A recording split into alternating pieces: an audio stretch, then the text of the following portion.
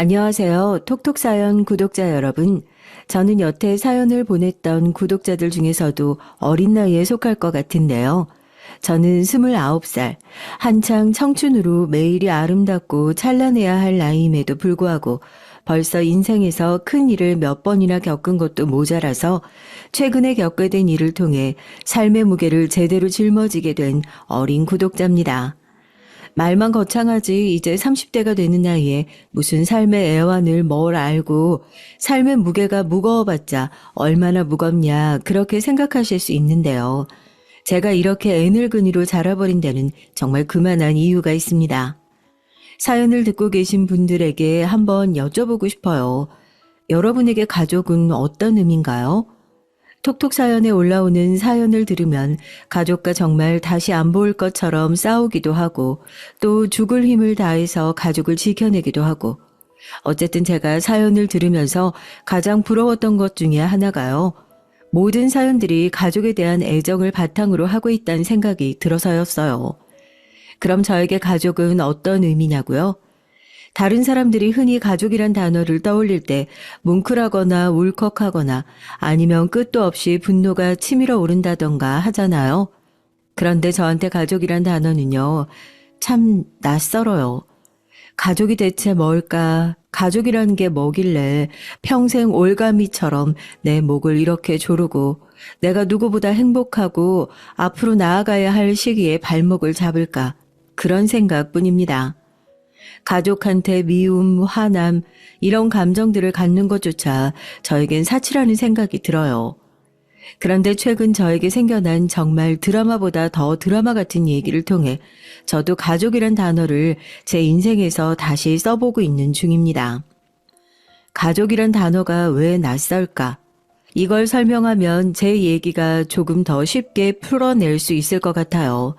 가족이 저에게 낯선 이유는 사는 동안 진정한 가족이 제 곁에 한순간도 함께한 적이 없었기 때문입니다. 정확하게 말하면 9살, 초등학교 2학년 이후로 저에게서 가족이란 단어가 영영 사라져버렸어요. 눈치가 빠른 분들은 여기서 벌써 제 사연을 눈치채셨을 것 같은데 네, 저는 9살 때 저를 낳아주신 어머니로부터 버림받은 존재예요. 사연을 들으신 분들께서 기억나는 가장 어린 시절의 기억이 뭔가요?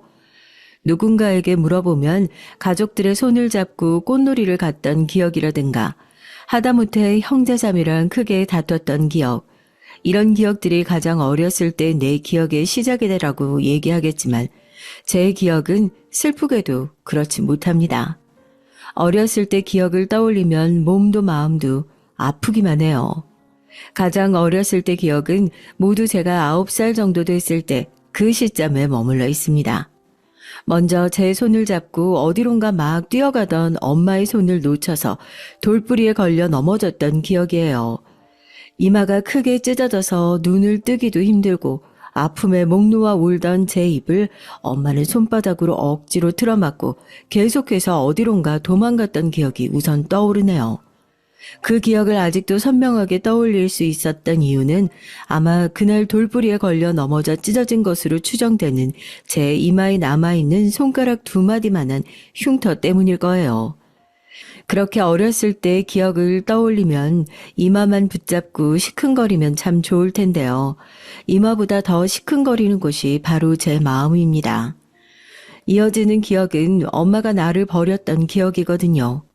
제 몸보다 더 큰 가방을 질질 끌고 저를 어디론가 데려갔던 엄마는 저를 보고 그러셨어요. 너 좋아하는 초콜릿 사올게. 오래 안 걸릴 거야. 저기 밑에 슈퍼 보이지? 저기까지 가는데 길이 너무 험해서 같이 가면 초콜릿도 못 먹고 또 어디 걸려서 넘어지면 크게 다치기만 하니까 여기서 잠깐만 기다리고 있어. 눈 감고 100만 세면 엄마가 너 제일 좋아하는 초콜릿 이만큼 큰 걸로 사가지고 올게. 알았지? 모르겠어요. 그때 당시에도 묘하게 불안한 무언가가 있었나 봐요. 엄마가 저기 언덕을 내려가고 나면 다시 돌아오지 않을 것 같은 그런 묘한 불안감이 9살 어린아이를 덮쳐왔습니다. 이대로 떼를 써서 엄마를 붙잡고 이 무거운 가방을 질질 끌고 저 언덕을 내려가느냐 아니면 여기서 얌전히 엄마와 초콜릿을 기다릴 것이냐. 어린 저는 선택의 기로에 놓이게 됐죠. 초콜릿이 먹고 싶어서가 아니라 이마에 있는 흉터가 시큰거려서 엄마 말대로 저길 따라갔다가 초콜릿도 먹지 못하고 또다시 엉엉 울면서 엄마 품에 안기게 될까봐 그게 무서워서 9살의 저는 엄마를 따라가지 않았습니다. 그리고 제 몸뚱이만한 가방에 기대서 엄마를 기다리기 시작했죠. 그렇게 1시간, 2시간, 사실 얼마나 시간이 흘렀는지도 모르겠어요. 다만 너무 뜨거워서 이마에서 땀이 주르륵 흐를 정도로 정 가운데에 솟아있던 해가 어느새 자취를 감추고 동네에도 서서히 어둠이 깔리기 시작했다는 것만 기억나요. 가로등이 저 멀리서 하나 둘씩 켜지기 시작하고 그제서야 엄마가 이렇게 시간이 훌쩍 흘러버릴 동안 돌아오지 않았다는 사실이 실감이 나기 시작했습니다. 저도 모르게 삐쭉삐쭉 눈물이 새어나오더라고요. 엄마는 항상 제가 울면 누구한테 쫓기기라도 하는 사람처럼 제 입을 막고 주위를 두리번거리던 습관이 있었어요. 그래서 그런지 저도 어릴 때부터 엉엉 크게 소리를 내면서 울어본 적이 단 한순간도 없었습니다. 엄마가 눈에 보이지 않고 내가 여기서 어떻게 발을 떼고 어디서부터 엄마를 찾으러 다녀야 할지 감도 안 오는 상황에서 소리도 못 내고 가방에 기대서 닭똥 같은 눈물만 턱 밑으로 뚝뚝 흘리고 있는데 그때 어두운 저 언덕 끝에서 누군가 걸어오는 모습이 보이더라고요. 저는 순간적으로 엄마인가 생각이 들어 자리에서 벌떡 일어났죠. 얼마나 오래 앉아 있었던지 당장 엄마인지 아닌지 확인하기 위해 저 언덕 아래로 뛰어내려가고 싶은데 발이 꿈쩍도 안 하더라고요. 그렇게 제자리에 붙박이처럼 서서 엄마인지 아닌지 인상을 딱 쓰고 언덕 위에서 올라오는 사람을 쳐다보는데 저랑 눈이 마주친 건 아주 놀란 얼굴을 한 아주머니였습니다. 마치 저를 진작부터 알고 있었던 사람 마냥 제 어깨를 붙들고 다친 데는 없는지 마구잡이로 살피면서 네가 왜 여기 있어? 엄마는 하고 저를 채근하셨죠. 엄마가요, 초콜릿을 사온다고 해서 여기서 가방 지키면서 기다리고 있었는데요. 그런데 지금 깜깜해졌는데 엄마가 안 와서요. 엄마가 온다고 그랬는데. 그 어린 나이에 제가 무슨 정신이 있었겠어요. 오느라 목소리도 제대로 나오지 않는데 왜 제가 이 집 앞에 덩그러니 놓여지게 됐는지 나름대로 차근차근 설명하려고 애를 썼죠. 제 양어머니는 단 한순간도 망설이지 않고 그런 울고 있는 저를 덥석 끌어안고 집 안으로 들어갔습니다.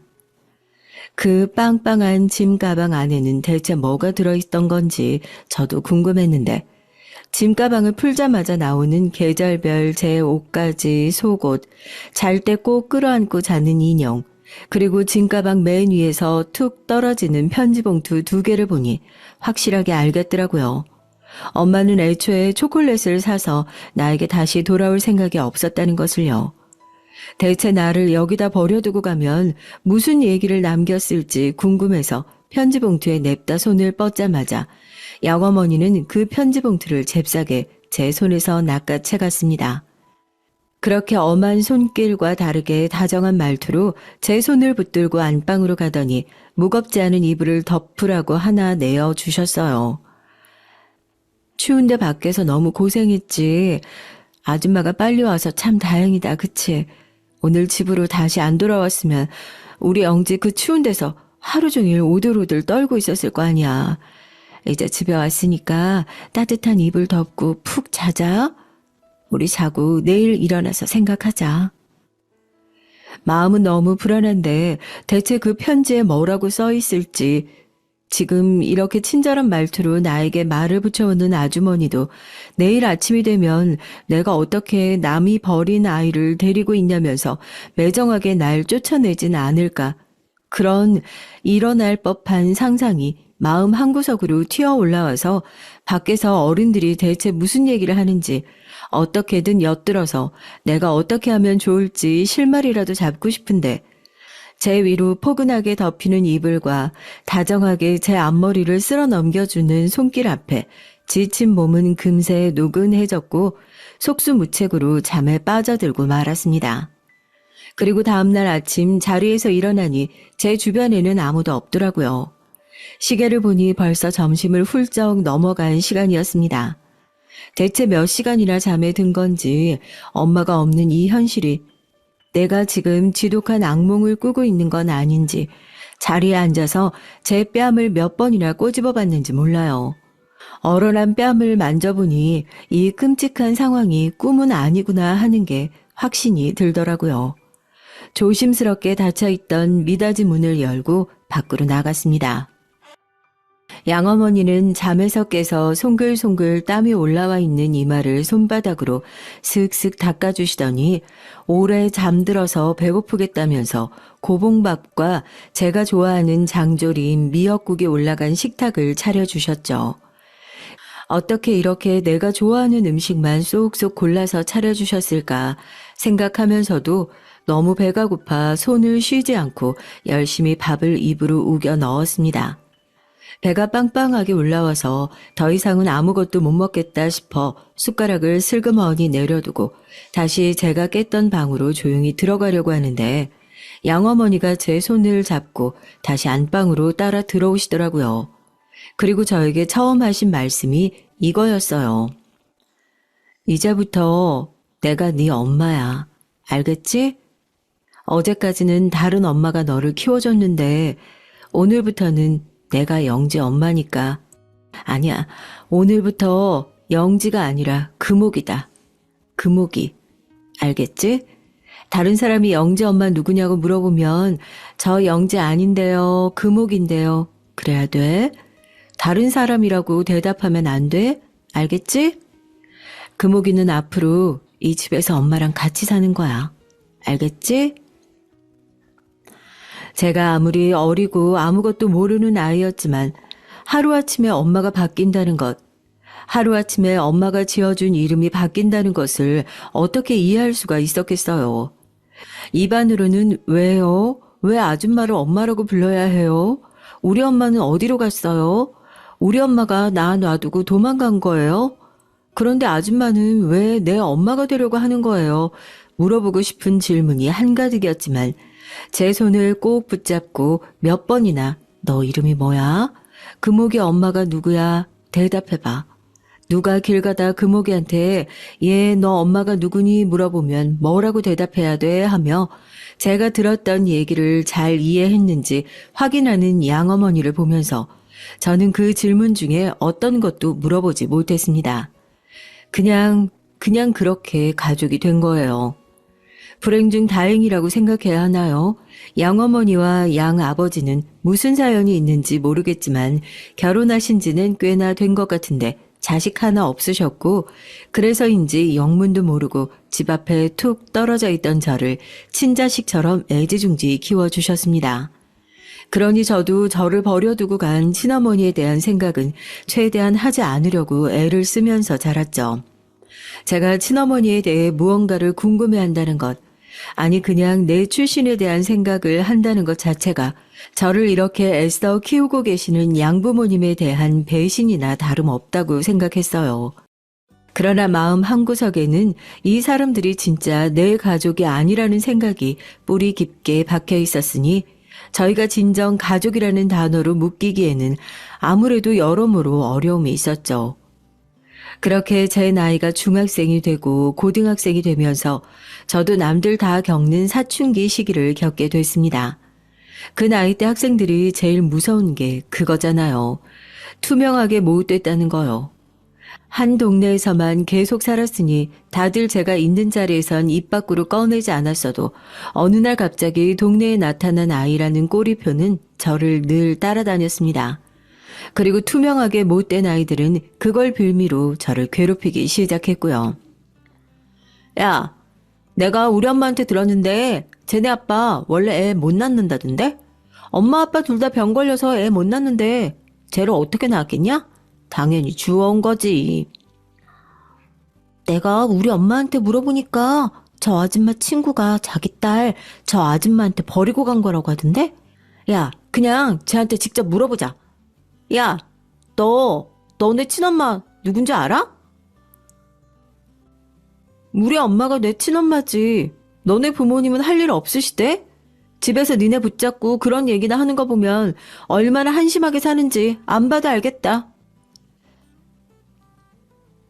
9살 때 약속했던 대로 누가 봐도 수상하게 나타난 저였지만 단 한순간도 다른 사람에게 친엄마가 따로 있다. 나도 알고 있다. 지금 엄마는 사실 양어머니다. 이런 얘기를 한 적이 없어요. 오히려 저는 그렇게 저를 공격해오는 사람들로부터 저를 방어하기 위해 고슴도치처럼 누군가 다가오면 가시를 뾰족하게 세우고 언제든 반격하기 위해 준비되어 있는 그런 뾰족한 사람으로 자라게 됐습니다. 그러면서 드디어 저에게도 저를 버리고 갔던 친모에 대한 증오감이 타올랐던 것 같아요. 왜 키울 자신도 없는 나를 낳아서 나를 버리고 갔는데도 아직까지 친모의 꼬리표가 따라붙는 인생을 살게 만든 거지 하고요. 그런 제가 도망칠 수 있는 유일한 곳은 공부뿐이었습니다. 늘 저에게 시비를 걸어오는 반 친구들은 너무나 멍청해 보였고 그래서 아무와도 친하게 지내고 싶지 않았어요. 공부를 열심히 하기 시작하고 학급 1등, 전교 1등, 전국권에서 등수가 불리기 시작하면서부터 그런 말도 안 되는 이유로 저를 괴롭히는 아이들이 눈에 띄게 줄었습니다.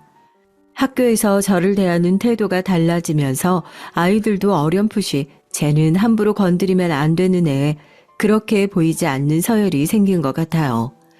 입시가 전부인 세상에서 성적이 높다는 것은 그런 의미구나 깨닫고 나서 더욱 공부에 매진했습니다. 지금 생각해보면 참 이상했던 게요. 그 나이 때쯤 되면 보통 알잖아요. 우리 집이 잘 사는 축에 속하는지 못 사는 축에 속하는지. 부모님이 아무리 들키기 싫어도 용을 써도 애들끼리 그 나이 때부터 자기 집 사정에 대해 눈치껏 알게 돼 버리잖아요. 제가 생각했을 때 저희 집은 오히려 그렇게 선을 쭉 그어놨을 때 못 사는 축에 속하는 집안이었거든요. 그렇기 때문에 동급생들의 표적이 되기가 더 쉬웠던 거고요. 그런데 저희 양부모님은 그런 집안 사정을 가지고 있음에도 불구하고 저에게 한정된 문제라면 아끼지 않고 돈을 쓰셨습니다. 어쩔 땐 이 집이 절대 부자가 될 수 없는 이유는 나 때문이 아닐까 할 정도였어요. 덕분에 저는 걱정 없이 공부에만 매진할 수 있었지만 한편으로 대체 이 모든 것들을 언제 어떻게 갚아야 할까 늘 그게 말 못한 부담이었던 것 같아요. 그런 저에게도 그런 양부모님의 아낌없는 사랑을 되갚을 수 있는 기회가 주어졌습니다. 바로 입시였어요. 학교에서는 전국권에서 이 정도 성적이라면 수시가 아니라 정시로라도 서울대에 도전해 볼 수 있는 성적이라고 부추겼고 다들 어느 학교에 갈지 들떠 있었던 그 시기에 정작 대학을 골라갈 수 있을 거라고 제일 많은 선택지를 받았던 저만 심드렁한 상황이었죠.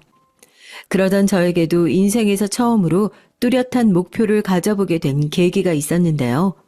우습게도 반 친구가 지나가듯이 했던 말 한마디서부터였습니다.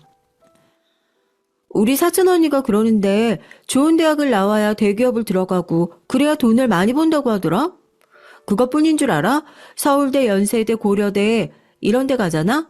완전 걸어다니는 중소기업이래. 과외만 해도 한 달에 몇백만 원은 그냥 번다고 하던데? 서울대라는 메리트보다 서울대에 들어가면 원 없이 돈을 벌 수 있다는 그 말 한마디에 대학을 결정하게 됐습니다. 집에서 아무도 저에게 돈을 많이 쓴다 구박한 적도 돈을 많이 벌어와야 한다 압박한 적도 없었지만 대학을 결정짓는 순간 저는 혼자 느꼈던 부채의식에서 해방될 수 있다는 사실에 뛸 듯이 기뻤던 것 같아요. 그렇게 저는 모두가 꿈에 그리던 서울대에 입학하게 됐고 의도가 불순하긴 했지만 확실히 대학은 제 인생의 터닝포인트가 됐습니다. 서울대만 들어가면 과외로만 한 달에 몇백만 원은 그냥 번다. 걸어다니는 중소기업이다 라고 했던 친구들의 말은 영 빈말은 아니더라고요. 고등학교 성적표와 함께 과외 선생님으로 제 정보를 등록해 두자마자 자식 입시에 열을 올리는 대치동 학부모들이 줄을 지어 연락을 해왔습니다. 덕분에 대학에 입학한 이후로는 양부모님에게 생활비 한 번을 받아본 적이 없는 것 같아요. 두 분은 생활에 여유가 없는 게 아니니까 그렇게 과외에 목매달면서 살지 않아도 된다. 혹시라도 그런 걸 하면서 내 공부나 생활에 방해가 된다면 언제든지 관둬라 말씀하셨지만 어느 순간부터 과외가 저에게도 단순한 돈벌이 수단을 넘어서게 됐어요. 애들이 너보고 뭐라는 줄 알아? 돈독이 올라도 단단히 올랐대. 나도 너 보면 참 신기하단 말이야. 집도 그렇고 하고 다니는 것도 그렇고 그렇게 어렵게 사는 애는 아닌 것 같은데 또 당장 학비도 못 낼 사람처럼 과외를 하질 않나. 또 다른 애들처럼 그렇게 벌어서 가방 사고 뭐하고 사치를 부리나 하면 또 그것도 아니지. 성적은 항상 상위권으로 유지하지. 너 뭐 나중에 서울대 출신 학원 강사 이런 거라도 하려고 그러는 거야? 굉장히 이상한 사람처럼 보일 걸 알고 있는데요. 과외를 하기 위해서는 보통 학생의 집으로 가는 경우가 대부분이잖아요. 그렇게 과외 선생님이 학생 집을 방문하면 어머니들께서 오로지 제 자식 잘 봐달라는 이유 하나만으로 과외 선생님인 저를 그렇게 잘 대해 주실 수가 없거든요. 전 그게 참 좋더라고요. 저를 앉혀놓고 본인 자식을 진심으로 걱정하고 사랑하는 마음을 여실히 보여주는 어머님들의 모습을 보면서 저도 모르게 뭔가 위안을 얻고 있었던 것 같아요. 어렸을 적 받아보지 못했던 친어머니에 대한 사랑이나 뭐 비슷한 감정들이요. 수많은 과외 수업을 하면서 이 문을 열면 나를 버리고 갔지만 어딘가에서 잘 살고 있을 우리 엄마가 혹시 거짓말처럼 나를 맞아주지 않을까, 그런 말도 안 되는 거짓말 같은 상상을 했던 적도 많아요. 대학을 졸업할 때까지 친어머니를 마주치는 기적은 일어나지 않았지만 과외로 일반 대학생들이라면 상상도 할 수 없는 돈을 벌었던 것 같습니다. 그래서인지 몰라도 다들 학교를 졸업하고 나면 자신의 꿈과 진로를 쫓아 직업을 결정하던 그 시기에도 저는 딱히 하고 싶은 일을 찾지 못해 과외로 생활을 이어나가고 있었어요. 양부모님은 그런 제가 혹시라도 제때 취업을 하지 못할까봐 걱정 어린 시선을 보내셨죠. 그런 양부모님께 저는 그동안 모아둔 돈이 들어있던 통장을 보여드리면서 제가 정말 하고 싶은 일을 찾을 때까지 제 힘으로 생계는 해결해 나가보겠다고, 그러니 걱정하지 않으셔도 된다고 안심을 시켜드렸습니다. 돈 때문인지 단호한 제 태도 때문인지 몰라도 양부모님께서는 그래, 네가 하고 싶은 일을 천천히 알아봐라. 일말의 조급함도 없이 저를 풀어주셨습니다. 사실 조급함을 느꼈던 건 오히려 제 쪽이었을지도 모르겠어요. 아무리 그래도 저 역시 언제까지고 과외로 밥벌이를 하면서 살 수 있을까, 그런 생각을 했거든요. 졸업을 하고 그렇게 1년, 2년, 벌써 3년이 지나고 29살이 될 때까지 생활이 쪼들렸던 건 아니지만 어느 순간부터 서울대 출신의 과외 선생님이라는 타이틀에서 서울대를 졸업하고도 아직까지 과외밖에 하지 못하는 선생님이라는 타이틀로 그 영광도 끌어내려지더군요. 일을 시작해도 어디서부터 해야 할지 감조차 못 잡고 있는 상태에서 오랜만에 온 동기의 연락은 그야말로 절 구해주기 위해서 하늘에서 내려온 금동아줄 같은 느낌이었습니다. 나한테 들어온 과외자리가 있는데 너도 알잖아. 나 곧 캐나다로 인턴십 하러 떠나는 거. 그냥 무작정 거절하려다가 결국 그 집에서 원하는 선생님이 원어민 수준으로 회화도 되면서 문법까지 같이 봐줄 수 있는 선생님이거든? 내가 듣기로는 준재벌 수준으로 돈이 많은 집이라던데 거기 아들인가 봐. 초등학생이라 부담 없이 가르칠 수 있을 것 같은데. 근데 한 가지가 좀 걸리는 게 입주 과외 선생님을 구하더라고. 나도 그게 좀 불편하고 걸리긴 했는데 너 독립 생각하고 있다는 말이 갑자기 기억이 나서 내가 면접 주선이라도 한번 봐줄까? 준재벌 수준의 과외를 받아야 하는 아이도 초등학생이라 제 입장에서는 까다로울 게 하나도 없는 최적의 자리였죠. 거기다가 동기 말처럼 늘 불편하게만 했던 가족에게도 독립 준비를 하고 있었던 터라 잘나지도 않는 입주과외 선생님 자리는 귀하디 귀할 뿐이었죠. 그것뿐만이게요. 얼핏 들어본 과외 액수는 뭐 입주과외가 싫다, 영어과외는 어렵다, 그런 하찮은 투정을 부릴 정도의 액수도 아니었습니다. 이런 좋은 자리를 마다하고 인턴십을 떠난다는 친구가 이해가 안 됐지만 이렇게 나한테 꼭 맞는 기회가 주어질 수도 있겠구나.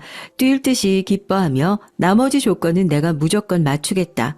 거기서 꼭 과외를 할 수 있게 해달라 부탁했죠. 얼마 후 급하게 선생님을 구하는 거라며 면접도 없이 바로 합격이라는 연락을 받고 저는 설레는 마음으로 짐을 챙겨 안내받은 장소로 향했습니다. 한남동에 있는 대저택, 부동산이니 집 평수니 그런 것을 전혀 모르는 제가 한눈에 봐도 어마어마하게 크고 웅장하다는 느낌이 드는 집이었어요. 제가 주소를 따로 받은 게 아니었다면 어디 영화에 나오는 세트장이라고 생각하고 지나칠 뻔할 정도로 화려한 외관에 저도 모르게 기가 죽더라고요. 저기 오늘 오시기로 했던 과외 선생님이시죠? 거실에서 기다리고 계시면 수업 들을 아이 데리고 내려올게요. 잠시만 기다리세요. 딱 봐도 고급스러운 느낌이 드는 중년 여성이 저를 맞이해줬고 대체 이런 집에 살면서 무슨 일을 얼마나 열심히 해야 하는 걸까 그런 생각을 하면서 제 방만큼이나 넓은 거실 테이블 앞에 불편하게 앉아 제 과외를 듣게 되실 어린 도련님을 기다리고 있었습니다. 그리고 얼마 후 제가 엄마한테 버림받았던 나이인 9살짜리 남자아이를 데리고 계단을 내려오는 또 다른 여자를 보고 저는 충격에 그만 자리에 주저앉고 말았어요. 20년의 세월이 흘렀고 계단을 내려오는 여자는 그 세월을 온몸으로 받아들인 것 같았지만 저는 한눈에 알아볼 수 있었거든요. 그 사람이 제 친어머니라는 것을요. 처음에는 제 두 눈을 의심했습니다. 말이 안 되는 상황이잖아요. 제가 입주과외를 들어온 곳에서 친어머니를 만날 수 있는 확률이 대체 얼마나 되겠습니까? 심지어 친어머니는 저를 알아보지도 못하는 눈치더라고요. 저는 덜덜 떨리는 손을 들키지 않기 위해 옷 소매 속으로 손을 감춰가며 저를 매몰차게 버렸던 어머니의 모습을 똑바로 마주했습니다. 당시 아들을 잘 부탁한다면서 인자한 미소를 보이는 모습을 보는데 가슴이 시큰거리더라고요. 저를 버리고 떠나갔던 어머니가 행복했으면 좋겠다는 생각을 했었지만 마음 한구석에는 나를 버리고 떠나가서 행복하지 않았으면 좋겠다는 생각을 했었나 봅니다. 따뜻하고 좋은 양부모님이었지만 제가 자라는 동안 가장 필요했던 건 어머니의 사랑과 관심이었어요. 왜 나를 버린 건지, 나를 버리고서 이렇게 행복하게 잘 살아왔던 건지 당장이라도 어머니의 멱살이라도 붙들고 따져 묻고 싶은 마음이 굴뚝 같았습니다. 아무것도 모르는 어머니는 활짝 웃으면서 학교 생활은 어땠는지, 성적은 어떻게 그렇게 높게 유지를 했는지 이것저것 물어보더라고요. 집에서 일을 하면서 필요한 것 있으면 언제든지 편하게 얘기해요. 선생님 말씀 착하게 잘 들어야 한다. 첫날이라 많이 피곤하고 정신 없으실 텐데 올라가서 얼른 편히 쉬세요. 그렇게 저희 끔찍한 첫 만남이 아무렇지도 않게 마무리되었습니다. 그날 제가 쓸 방을 둘러보면서 그런 생각을 했어요. 만약 엄마가 나를 버리고 가지 않았더라면 나도 저 9살 남자아이처럼 엄마 품에 안겨서 다정하게 머리를 쓸어 넘겨주면서 그렇게 사랑받으면서 자랄 수 있었을까? 이렇게 포근하고 따뜻한 침대에 누워서 잠에 들 수 있었을까? 대체 엄마는 나를 왜 버린 걸까? 이런 좋은 환경에서 나를 키울 수 있었음에도 불구하고 그 정도로 내가 싫고 끔찍했던 존재였던 걸까? 생각을 하면 할수록 점점 더 깊은 동굴 속으로 빨려 들어가는 느낌이었습니다. 제 끔찍한 울음소리가 행여나 밖으로 새어나갈까봐 저는 베개로 입을 틀어막고 거의 소리를 지르듯이 눈물을 흘렸어요. 평생 만나보고 싶었던 친어머니를 만나게 된 이후로 다시 제 삶은 이루 말할 수 없는 고통 속으로 빠져들었습니다. 늘 잠에 들기 직전까지 우는 소리를 참기 위해 베개를 입에 물고 눈물을 쏟다가 잠에 들어야만 했죠. 그래서일까요? 전 아래층에서 들리는 더 끔찍한 울음소리를 듣지 못했어요. 이 집에서 뭔가 잘못된 일들이 일어나고 있다는 걸 깨달았던 건 저도 이 말도 안 되는 생활에 점차 익숙해져 가고 있던 어느 여름날이었습니다. 친어머니 아들, 그러니까 저의 남동생은 어머니의 말씀대로 굉장히 영리한 아이였어요. 가르치는 대로 스펀지처럼 흡수하고 또래 친구들보다 배로 똑똑한 영재 같은 친구였죠. 하지만 또래 친구들에 비해서 너무 높은 지능을 가지고 있는 탓인지 친구들과 쉽게 어울리지 못하는 것 같다면서 저에게 조금 더 많이 신경을 써달라고 집에서 일하는 가정부 아주머니가 특별히 부탁을 해오시기도 했습니다. 왜 천재들이 머리가 너무 좋으면 돌아버린다고 그러잖아요. 우리 도련님이 딱 그렇다니까. 공부는 그렇게 잘하는데 말도 어째 어느라고 뭐 회사를 물려받네 어쩌니 하는데 저래가지고 회사나 제대로 물려받겠냐고. 하여튼 선생님이 신경 좀 많이 써줘요. 친구도 없고 사람도 얼마나 싫어하는지 몰라요. 그래도 선생님은 마음에 드는지 옆에 앉아서 얌전히 공부도 하고 그러더라고. 참 신기하지 그것도. 모자란 것 없이 이 큰 집에서 다 누리면서 사는데도 뭐가 아쉬워서 마음도 입도 꾹 닫고 그렇게 사는지. 친어머니는 미워도 그 어린아이까지 미워할 필요는 없잖아요. 이상하게 정이 가더라고요. 공부를 가르치는 것 외에도 시간이 날 때마다 마당에 나가 책을 읽어주고 시간을 보내면서 아이와 마음의 거리도 부쩍 가까워졌습니다. 어머니에 대한 복수심마저 잠시 잊을 정도로요. 그날도 수업이 끝나고 정원에 나가서 비눗방울을 불자고 보채는 아이를 데리고 나가는데 잠시 한눈을 판 사이에 돌부리에 걸려 넘어져 울기 시작한 겁니다. 어디 크게 다친 건가 덜컥 걱정이 돼서 물티슈로 손을 닦아주고 아이의 무릎을 걷어 올렸는데 종아리를 빼곡하게 가득 채운 멍과 상처를 보고 깜짝 놀라 물었어요. 누가 그런 거냐고요. 그때까지만 해도 저는 당연히 제 친어머니가 범인일 거라고 의심하고 있었거든요. 날 버리고 집을 떠나서 새로운 살림을 차렸으면 그 아이라도 예뻐할 것이지 어떻게 애한테까지 손을 댈 수 있는지 그 파렴치함에 치를 떠는데 아이의 입에서 의외의 인물이 튀어나왔어요. 아빠가 맨날 아빠가 엄마 죽여버려 해. 무서워. 아빠가 엄마도 이렇게 때려? 이렇게 아프게 했어? 왜? 아빠가 왜 그러는데? 나쁜 년. 네 딸 어디다 숨겼어? 그 조그만 애를 짐승처럼 팬 흔적만으로도 소스라치게 놀랄 것 같은데 아버지의 말투를 따라하는 아이의 얘기는 저를 더욱더 충격에 빠뜨렸습니다. 아무리 사랑과 대화가 어려운 아이라지만 지능이 높은 아이가 거짓말을 하고 있을 거라는 생각이 들지 않았고 아이의 얘기로 미뤄봤을 때 제 친어머니는 딸을 숨겼다는 이유로 남편에게 폭행을 당한다는 거였는데 정황상 그 딸은 저일 수밖에 없는 상황이었죠. 몇 가지의 경우의 수를 다시 생각해봐도 이 집 사람들이 저의 존재에 대해서 알고 있다는 것이라고 밖에 결론이 나지 않았어요. 하지만 제가 입주 가정교사로 이 집에 처음 오던 날 저를 마치 처음 보는 사람처럼 다정하고 친절하게 맞이해주던 어머니의 모습을 떠올리면 그건 그냥 저의 바람이나 착각 정도가 아닐까라는 생각이 들 정도였습니다.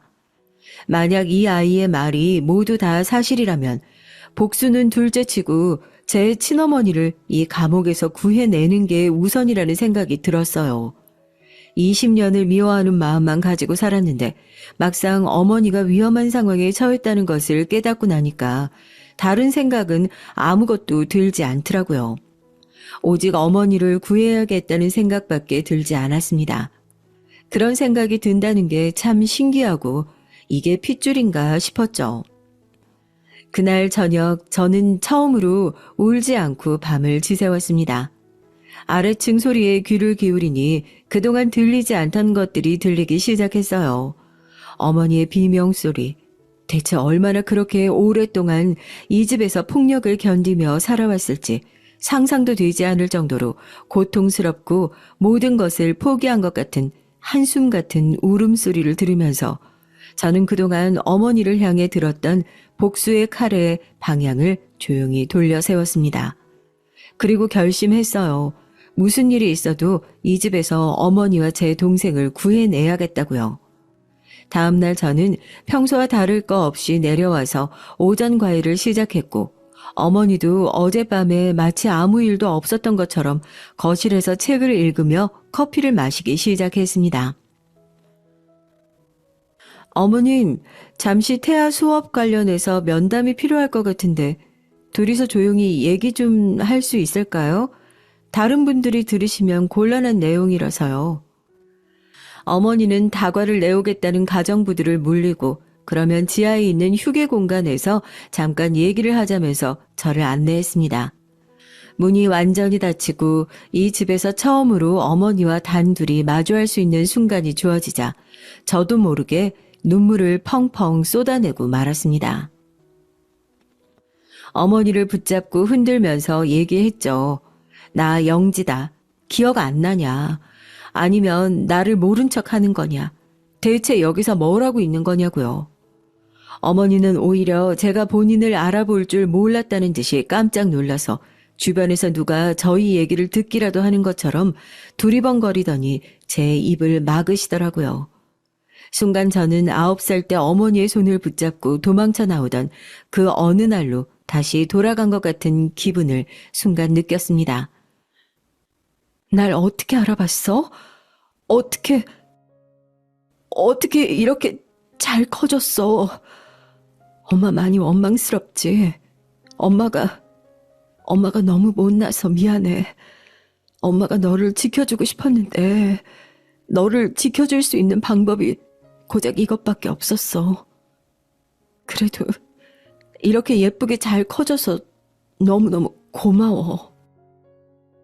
어머니는 조금만 시간이 지나도 가정부들이 둘 사이를 의심하고 회장님에게 얘기를 전달할 거라면서 얼른 얼굴에 흐르고 있는 눈물을 닦고 저를 앉혀놓고 저희가 떨어져 있던 세월 동안 있었던 얘기를 들려주셨습니다.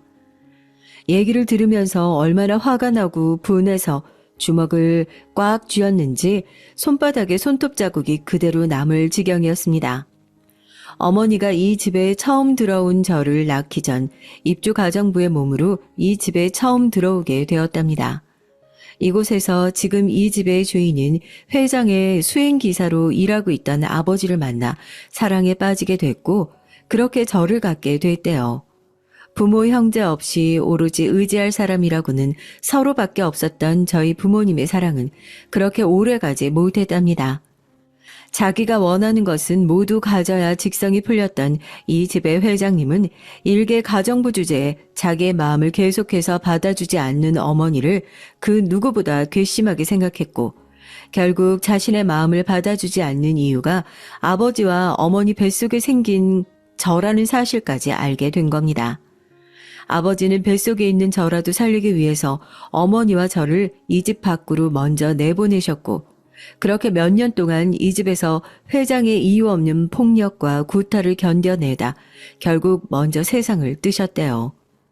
이 집에서 일하고 있던 가정부를 통해 그 소식을 전해 들은 어머니가 아버지의 마지막 가는 길이라도 보고자 갔던 장례식장에서 덜미를 잡히게 됐고 거처를 들킨 어머니는 이 집으로 다시 돌아오기 전에 그래도 본인이 가장 믿고 의지하던 친한 친구의 집에 저를 맡기고 들어오셨던 거였죠. 그 얘기를 듣는데 정신이 아득하더라고요. 얼굴도 기억하지 못하는 아버지와 오랜 세월 증오의 감정만 가득 안고 살아왔던 어머니. 모두 저 하나를 살리기 위해서 본인의 인생을 그렇게 내던져 왔다는 사실과 사람의 목숨을 파리 목숨만도 못하게 여기고 사람을 마치 본인이 가져야 하는 장난감 정도로 여기는 이 집 회장님의 파렴치함에 화가 가득 차올라서 목구멍으로 용암이 끓어오르는 느낌이었습니다. 그렇게 나온 애가 저 애야. 네 입장에서는 미울 수밖에 없겠지만 나 때문에 아무 잘못도 없는 저 어린애는 어렸을 때부터 자기 아버지한테 오만 학대는 다 당하면서 살아왔어. 저렇게 사회성이 부족하고 말도 제대로 하지 못하는 것도 결국엔 다 아버지의 폭행, 더 거슬러 올라가서 내 탓인 것만 같아서 미안하구나. 내 품으로 낳고 내 손으로 기른 자식들 하나 지킬 수 없는 내가 너무 한심하고. 그때 제가 어머니의 손을 잡고 그랬어요. 여기서 포기하고 주저앉지 말라고요. 엄마가 결국 어떻게라도 내 얼굴을 다시 보고 싶어서 입주 가정교사로 이 집에 나를 다시 불러들일 생각을 했던 것처럼 머리를 맞대고 이 집을 나갈 궁리를 해보자고요. 포기하는 순간 시도도 해보지 않고 저 짐승 같은 인간한테 지는 거라고. 어머니의 눈을 빤히 쳐다보면서 얘기를 했습니다. 앞으로 우리 계획은 여기서만 얘기하고 이 방을 나서는 순간 우린 다시 모르는 사람이 되는 거라고요. 그렇게 어머니와의 우연한 만남이 우연이 아닌 필연이라는 것을 알게 된 이후로 저희는 집안 사람들의 눈을 피해 지하실에 모여 이 집안을 무너뜨릴 계획을 세우기 시작했습니다. 저는 오랫동안 사고로 돌아가신 줄로만 알고 있었던 아버지의 죽음이 사실은 이 집안과 뿌리 깊게 연결되어 있다는 사실을 알고 난 후 더욱더 이 사건에 매달리게 됐어요. 제 잃어버린 세월에 대한 복수, 아버지의 죽음에 대한 복수, 어머니 가슴에 맺혀있는 그 깊은 상처에 대한 복수가 모두 제 손에 달려있다는 생각이 들더라고요. 그렇게 저는 이 집안 사람들의 눈을 피해서 저희 아버지의 죽음과 회장의 악행에 대해 하나 둘씩 파헤치기 시작했습니다. 최대한 의심을 피하기 위해 가정교사로서의 역할을 충실히 하면서 회장과 회장의 신복들의 눈을 피해 저희 어머니와 이복 동생에게 가한 폭행의 증거들을 모았어요. 가장 중요한 건 20년 전 저희 아버지의 살해 증거를 밝히는 것이었습니다. 가장 큰 증인이 되어주어야 할 당시 같이 일했던 가정부들은 이미 회장이 손을 써둔 상태인지 거처를 찾는 것도 쉽지 않은 상태였어요. 사람들이 다 잠들어 있던 밤 아무도 찾아오지 않는 지하실에 모아둔 증거를 펼쳐놓고 사건의 실마리를 어디서부터 잡으면 좋을지 머리를 싸매며 고민하고 있던 중 삐걱거리며 누군가 계단을 내려오는 소리가 들려 황급하게 책상 위로 늘어놓은 것들을 정리했습니다. 혹시라도 누군가 지금 이런 상황을 알게 될까 심장이 터질 것만 같았어요. 그렇게 잔뜩 긴장한 상태에서 증거들을 등 뒤로 숨기고 숨을 죽이고 있는데 지하실의 모습을 드러낸 것은 제가 이 집에 온 첫날 저를 안내해 주었던 가정부 아주머니였습니다. 아주머니 안 주무셨어요? 잠이 안 와서 내일 수업할 거 이것저것 정리하다가 여기까지 왔네요. 혹시 시끄러운 소리 때문에 깨신 거예요? 여긴 제가 정리하고 다시 자러 가볼게요. 죄송해요. 저한테 숨기지 않아도 괜찮아요. 저도 다 알고 있어요. 20년 전에 이 집에서 일어난 일, 저도 다 알고 있어요. 그때 선생님 아버지 죽음 목격했던 가정부가 바로 저희 엄마세요. 사모님께 말씀드려야 한다는 걸 알면서도 여태 회장님 무서워서 말씀을 못 드렸어요. 그 돈으로 제가 공부하고 다시 이 집에 들어와서 또 돈을 벌고. 가정부 아주머니의 어머니는 저희 아버지가 살해당하던 날 그 현장을 직접 목격하고 누구보다 적극적으로 증거를 은폐했던 사람 중 한 사람이었다고 합니다. 그때 당시에는 그 사실을 경찰에 알리면 회장이 아닌 본인들이 죄를 뒤집었을 위험에 처하게 돼서 아무런 말도 하지 못했다면서 20년 전에 있었던 일들을 다 기억하고 계시고 아직도 죄책감에 시달리고 계신다고 얘기를 전했어요. 제가 이 집 가정교사로 들어오고 난 이후로 부쩍 아이 핑계를 대면서 저와 어머니가 따로 독대를 하는 일이 많아지자 회장에게 수상한 동태를 보고하려던 아주머니가 저에 대해서 먼저 알아보셨고 제가 20년 전 본인 어머니가 은폐했던 살인사건에서 살아남았던 바로 그 아이라는 사실을 알게 되신 겁니다. 제 앞에 무릎을 꿇고 진심으로 본인 어머니의 잘못을 용서해달라고 사정하는 가정부 아주머니의 진심을 마지막으로 믿어보고자 했어요. 회장을 그 자리에서 끌어내리는데 한편이 되어달라고 부탁했고 아주머니 역시 저희 계획에 동참하게 되면서 회장을 향한 복수에 한 걸음씩 가까워지게 됐습니다. 드디어 증거도 증인도 다 모아졌고 20년 전 이 집에서 일어났던 살인 사건과 20년 후에도 이어지고 있는 가정폭력에 대한 모든 퍼즐이 완벽하게 맞추어졌습니다. 쉽게 끝날 수 있는 사건이 아니라고 생각해서 혹시라도 제가 잘못되었을 때를 대비해 저를 돌봐주셨던 양부모님에게 사건과 관련된 모든 자료를 모아두고 혹시라도 제가 잘못된다면 이 모든 자료를 언론사에 뿌려달라 마지막으로 부탁을 했죠. 그리고 드디어 제 복수극의 주인공인 회장이 출장을 마치고 집으로 돌아왔습니다. 출장에서 돌아올 때마다 문 앞에 서서 인사를 해야 하는 자신의 아들이 자리에 없다는 것을 알아차리고 날카로운 목소리로 저에게 아이가 어디 갔냐 묻더군요. 며칠 전에 아이를 보니까 학대 흔적이 있더라고요. 몸도 마음도 많이 다친 것 같은 상태라 교육보다는 치료가 먼저일 것 같아 병원에 보냈습니다. 우리 집에서 당신한테 월급 주면서 애를 보라고 했던 적이 있었던가? 그냥 우리 아들이 어디 가서 쪽팔린 짓만 하지 않도록 잘 가르쳐 달라. 그렇게 부탁했던 것 같은데. 이 집에서 가르침을 받아야 할 사람은 따로 있는 것 같은데요.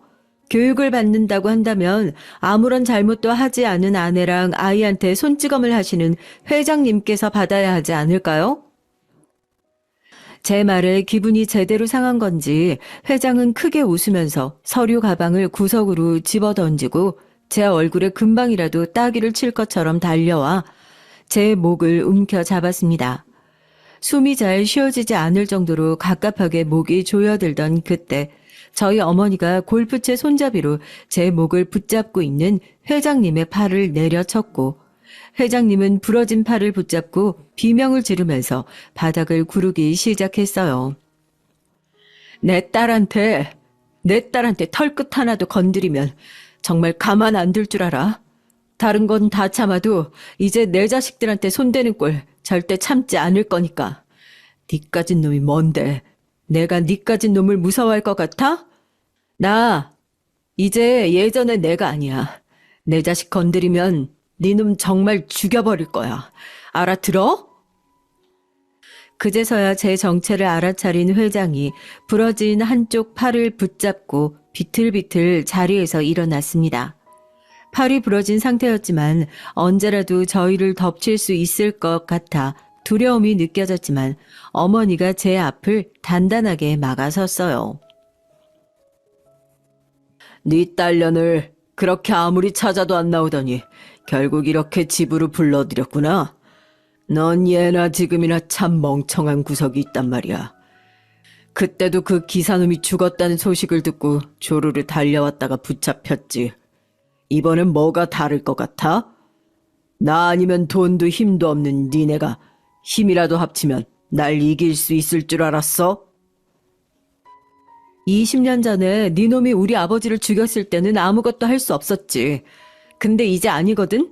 돈도 힘도 없는 우리가 힘이라도 합쳐서 지금 네 팔을 부러뜨린 것처럼 다음번엔 네 다리, 다음번엔 네 회사 그렇게 차례대로 하나하나 부러뜨리고 무너뜨려 줄 테니까 넌 두 눈 똑똑히 뜨고 네 마지막에 얼마나 처참할지 그거나 지켜보고 있어.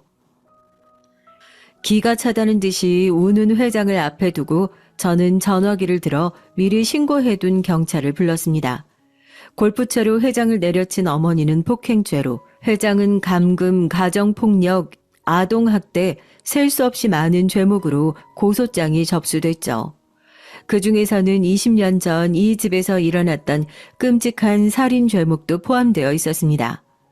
우습게도 가정폭력과 아동학대 같은 죄명은 자기가 빠져나올 수 있다고 생각했는지 모두 인정하면서도 살인은 저지른 것이 없다며 끝까지 발뺌을 하더라고요. 물론 미꾸라지처럼 빠져나가게 가만 놔두지 않았습니다. 저희를 돕기로 약속했던 가정부 아주머니와 그 어머니가 직접 법정에 나와서 증언까지 해주었던 덕분에 극적으로 살인 죄목까지 인정이 되었으니까요. 살인죄의 공소시효는 25년, 극적으로 어머니를 만난 것도 모자라서 저는 아버지의 억울한 죽음을 공소시효를 5년 앞두고 간신히 풀어드릴 수 있었습니다. 고소가 진행되는 와중에 회장이 그동안 회사 내에서 저질렀던 악행들이 같이 드러나는 바람에 쉽게 빠져나올 수 있을 거라고 예상했던 그 계획도 모두 물거품이 되고 말았어요. 무기징역에 가까운 형 집행을 선고받고 어머니와 울면서 법정을 나왔습니다.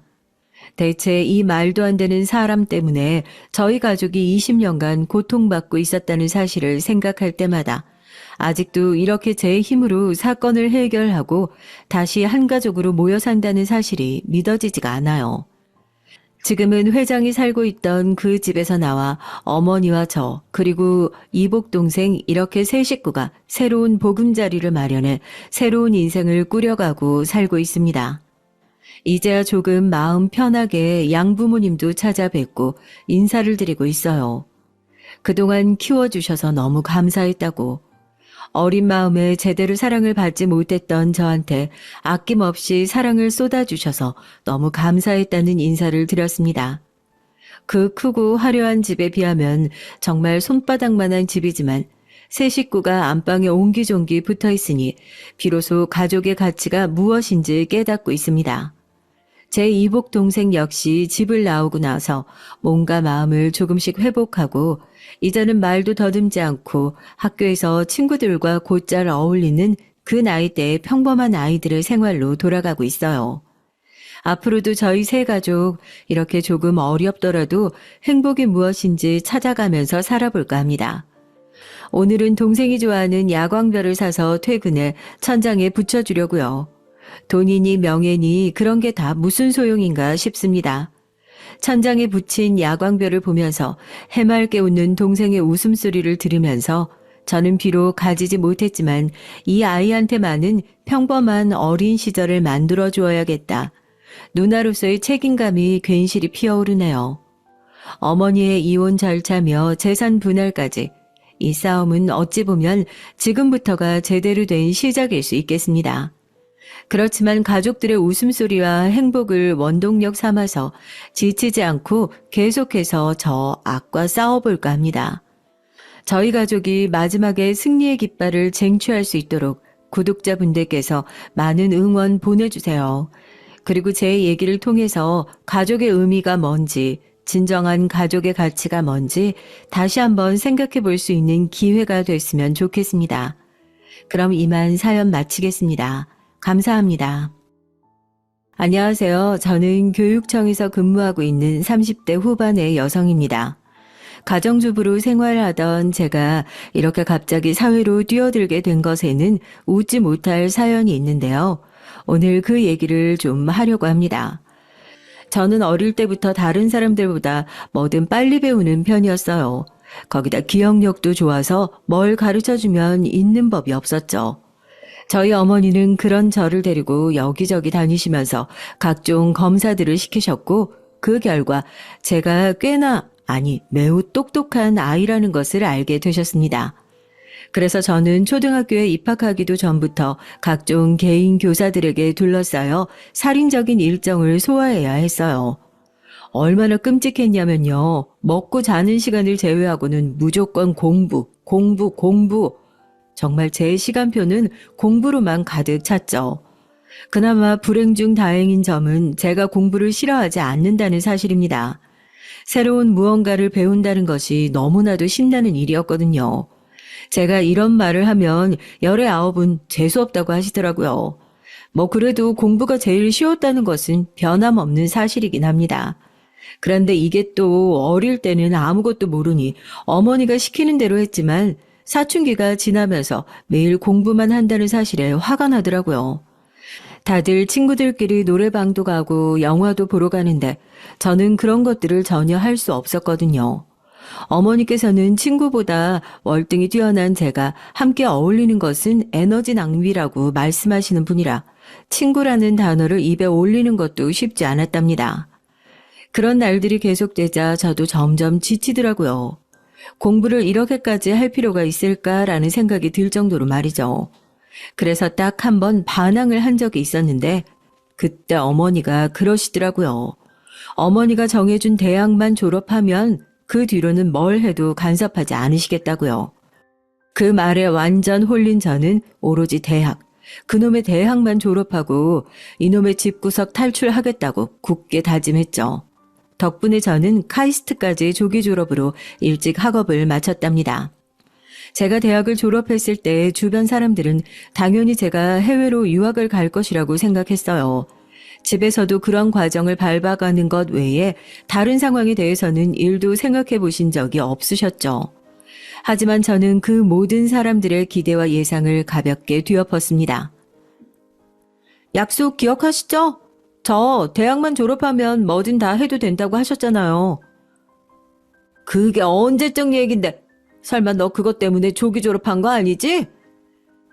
왜 아니겠어요. 저는 그럼 이제 제 맘대로 할 테니까 아무 말씀 마세요. 아시겠죠? 저는 가족들에게 선전포고를 하고 덜컥 세상으로 뛰어들었죠. 태어나 처음으로 아르바이트라는 것을 해서 제 손으로 돈을 벌어봤답니다. 이런 저의 기행은 가족들을 충격으로 몰아넣은 것은 물론이고 학교 교수님과 동기들까지 제가 머리에 이상이 생긴 건 아니냐고 걱정을 태산같이 했었죠. 남편을 만난 것도 이때였습니다. 카페 아르바이트를 하는데 거기서 처음 만났죠. 솔직히 이전까지 연애라고는 해본 적도 없는 저라서 처음 남편을 봤을 때 그 두근거림은 정말 잊고 싶어도 잊을 수가 없었답니다. 뭐가 그렇게 좋았냐고요? 그렇게 물어본다면 딱히 하나를 꼭 찍어 말할 수는 없지만 말이에요.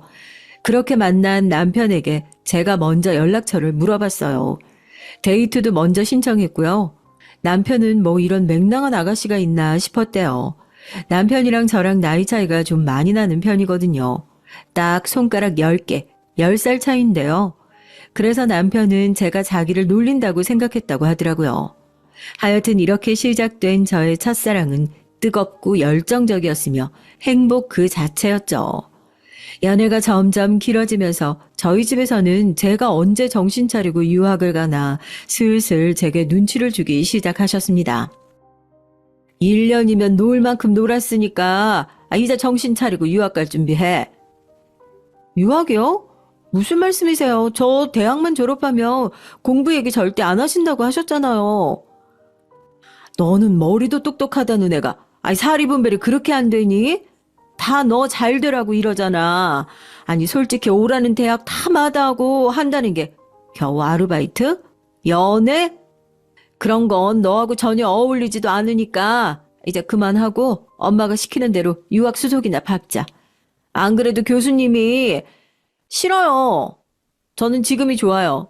저하고 어울리는지 안 어울리는지 제가 결정할 거예요. 저도 이제 성인이라고요. 저는 절대 유학을 갈 수 없다고 말했지만 씨알도 먹히지 않았죠.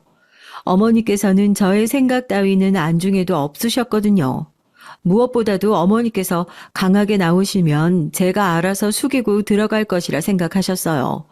하지만 저는 절대로 2번 다시 어머니께서 정해둔 삶을 살 생각이 전혀 없었습니다.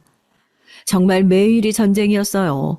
어머니께서는 제가 쓸데없는 고집을 부린다고 화를 내셨고 저는 죽어도 다시 공부를 하지 않겠다고 버텼죠. 그런데 그때 제게 너무나도 엄청난 일이 생겨버리고 말았습니다. 덜컥 임신을 한 거예요. 분명 피임을 한다고 했는데 아이가 생겼더라고요. 처음 병원에서 임신이라는 소식을 들었을 때 저는 아무것도 생각할 수가 없었어요.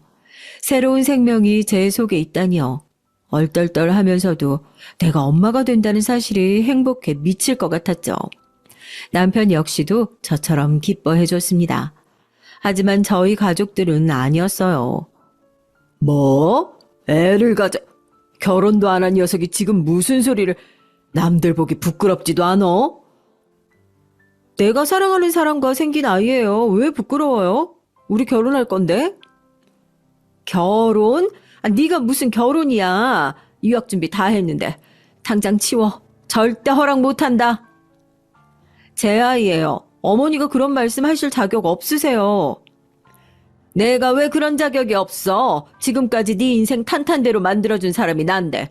당장 일어나. 병원부터 가게.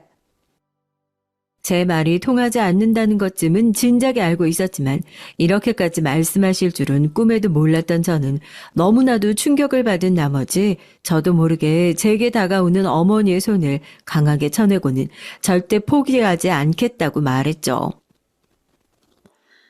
너 진짜 대책 없구나. 내가 너 같은 머리를 가졌으면 너처럼 안 살았어. 능력 인정받을 길이 창창한데 결혼? 임신? 미쳤어. 너 제정신 아니야. 돌았다고. 말 함부로 하지 마. 충분히 제정신이거든. 그리고 내가 결혼하고 아이를 낳고 키운다고 해서 달라질 건 아무것도 없거든. 왜 없어? 그 많은 기회 날라가는데. 절대 허락 못하니까 그렇게 애를 낳고 싶으면 당장 집에서 나가. 자식 없는 셈 칠 테니까. 결국 어머니께서는 절연이라는 말을 꺼내셨어요. 어머니께서는 제가 포기할 것이라고 생각하고 꺼내신 말이었지만 저는 담담하게 알겠다고 말하고는 그 집을 나왔습니다. 남편은 무조건 가족들을 설득해야 한다고 했어요. 하지만 이미 가족들에게 실망한 저는 그대로 고집을 부렸습니다. 결국 임신 문제로 나중에 결혼식을 하는 것으로 하고 혼인신고부터 하고 시댁으로 들어가 살았죠. 그나마 다행이라고 하면 시댁 어른들은 저를 환영해 주셨다는 것일까요? 물론 나이 차이 많이 나는 결혼이라 저희 집에서 반대한다는 말씀에 속상해 하기는 하셨어요. 자기 아들 싫다는데 좋아할 시부모님이 어딨겠어요. 그래도 제가 임신했다는 얘기를 듣고는 어찌나 하나하나 챙겨주시는지 태교부터 시작해서 입덧할 때도 그리고 출산 이후에도 친정 부모님의 빈자리를 전혀 느낄 수가 없을 정도였답니다. 여기까지 들으면 철없는 것이 시댁 어른 잘 만나서 그나마 애 낳고 잘 사는가 보다 하셨겠죠. 저도 그럴 줄 알았거든요. 하지만 놀라운 반전이 있었답니다. 그건 남편의 남동생, 즉 도련님이 결혼하는 여자를 데려오면서부터였어요. 우리 도련님은 공무원인데 같은 직장에서 만난 아가씨라고 하더라고요. 처음 집으로 인사를 오는데 꼿꼿하게 세운 허리라던가 살짝 올라간 고개를 보고 있으니 바로 알겠더라고요. 이 사람 자기 잘난 맛에 사는 인간이겠구나. 그전에는 사람에게 관심이 없었는데 카페 아르바이트를 하면서 아주 다양한 사람들을 볼 기회가 있었거든요. 덕분에 동서가 어떤 사람인지 대략 예상이 되더군요. 속으로 얼마나 한숨을 내쉬었는지 몰라요. 저런 유형이 사람을 피곤하게 만들잖아요. 같은 직장에서 일한다고 들었는데 그래 두 사람은 어떻게 만났나? 부서가 같은가? 아니요. 같은 직장에서 일한다고 해도 이 사람이랑 다르게 저는 7급이거든요.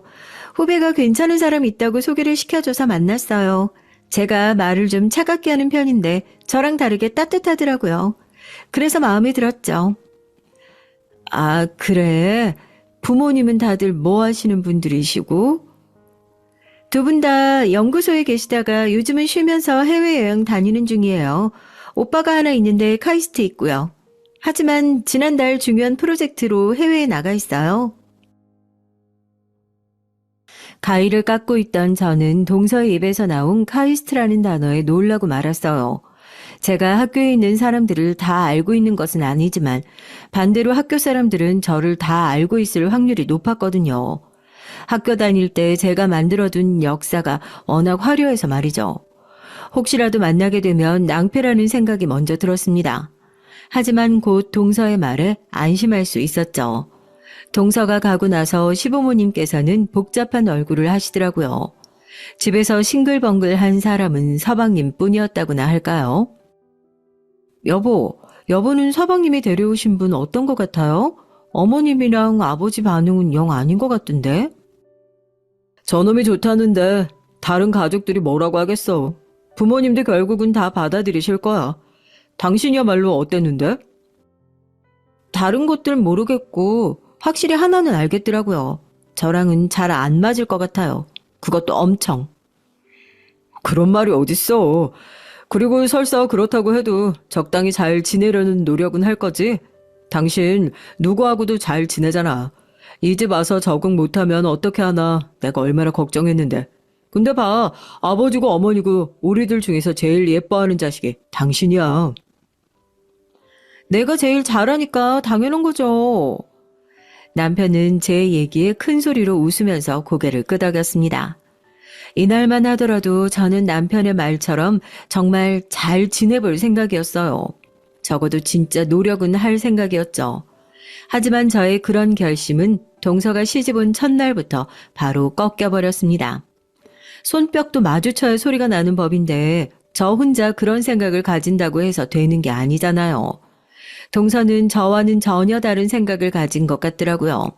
뭐 저보다 나이가 많으니 제게 꼬박꼬박 형님이라고 부르는 게 마음에 들지 않을 수도 있겠죠.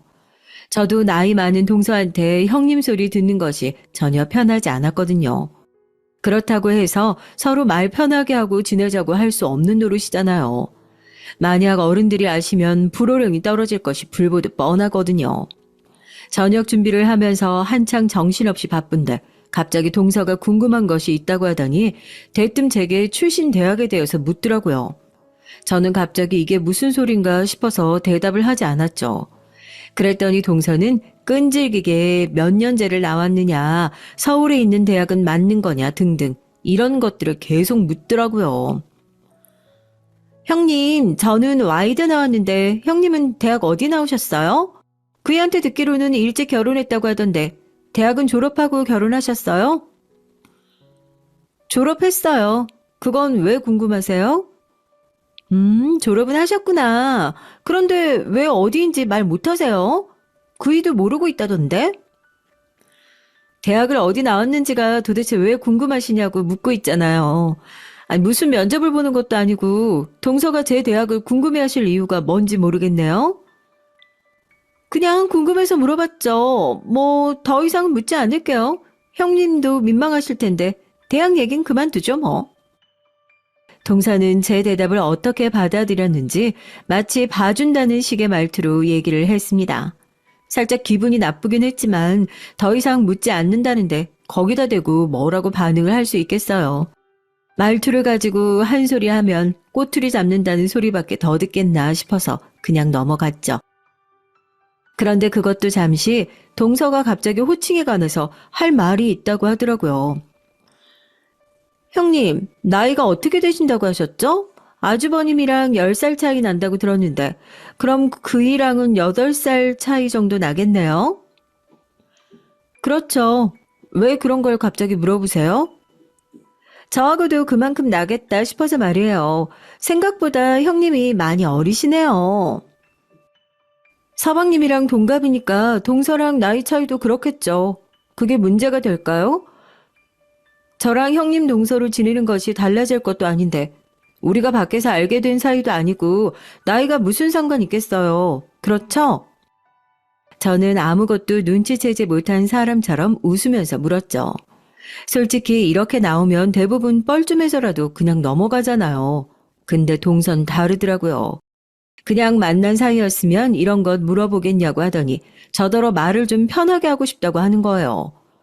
놀라지 않을 수가 없었죠. 제가 그렇게까지 말했는데 그런 요구를 하다니 보통 뻔뻔함은 아니구나 싶었습니다.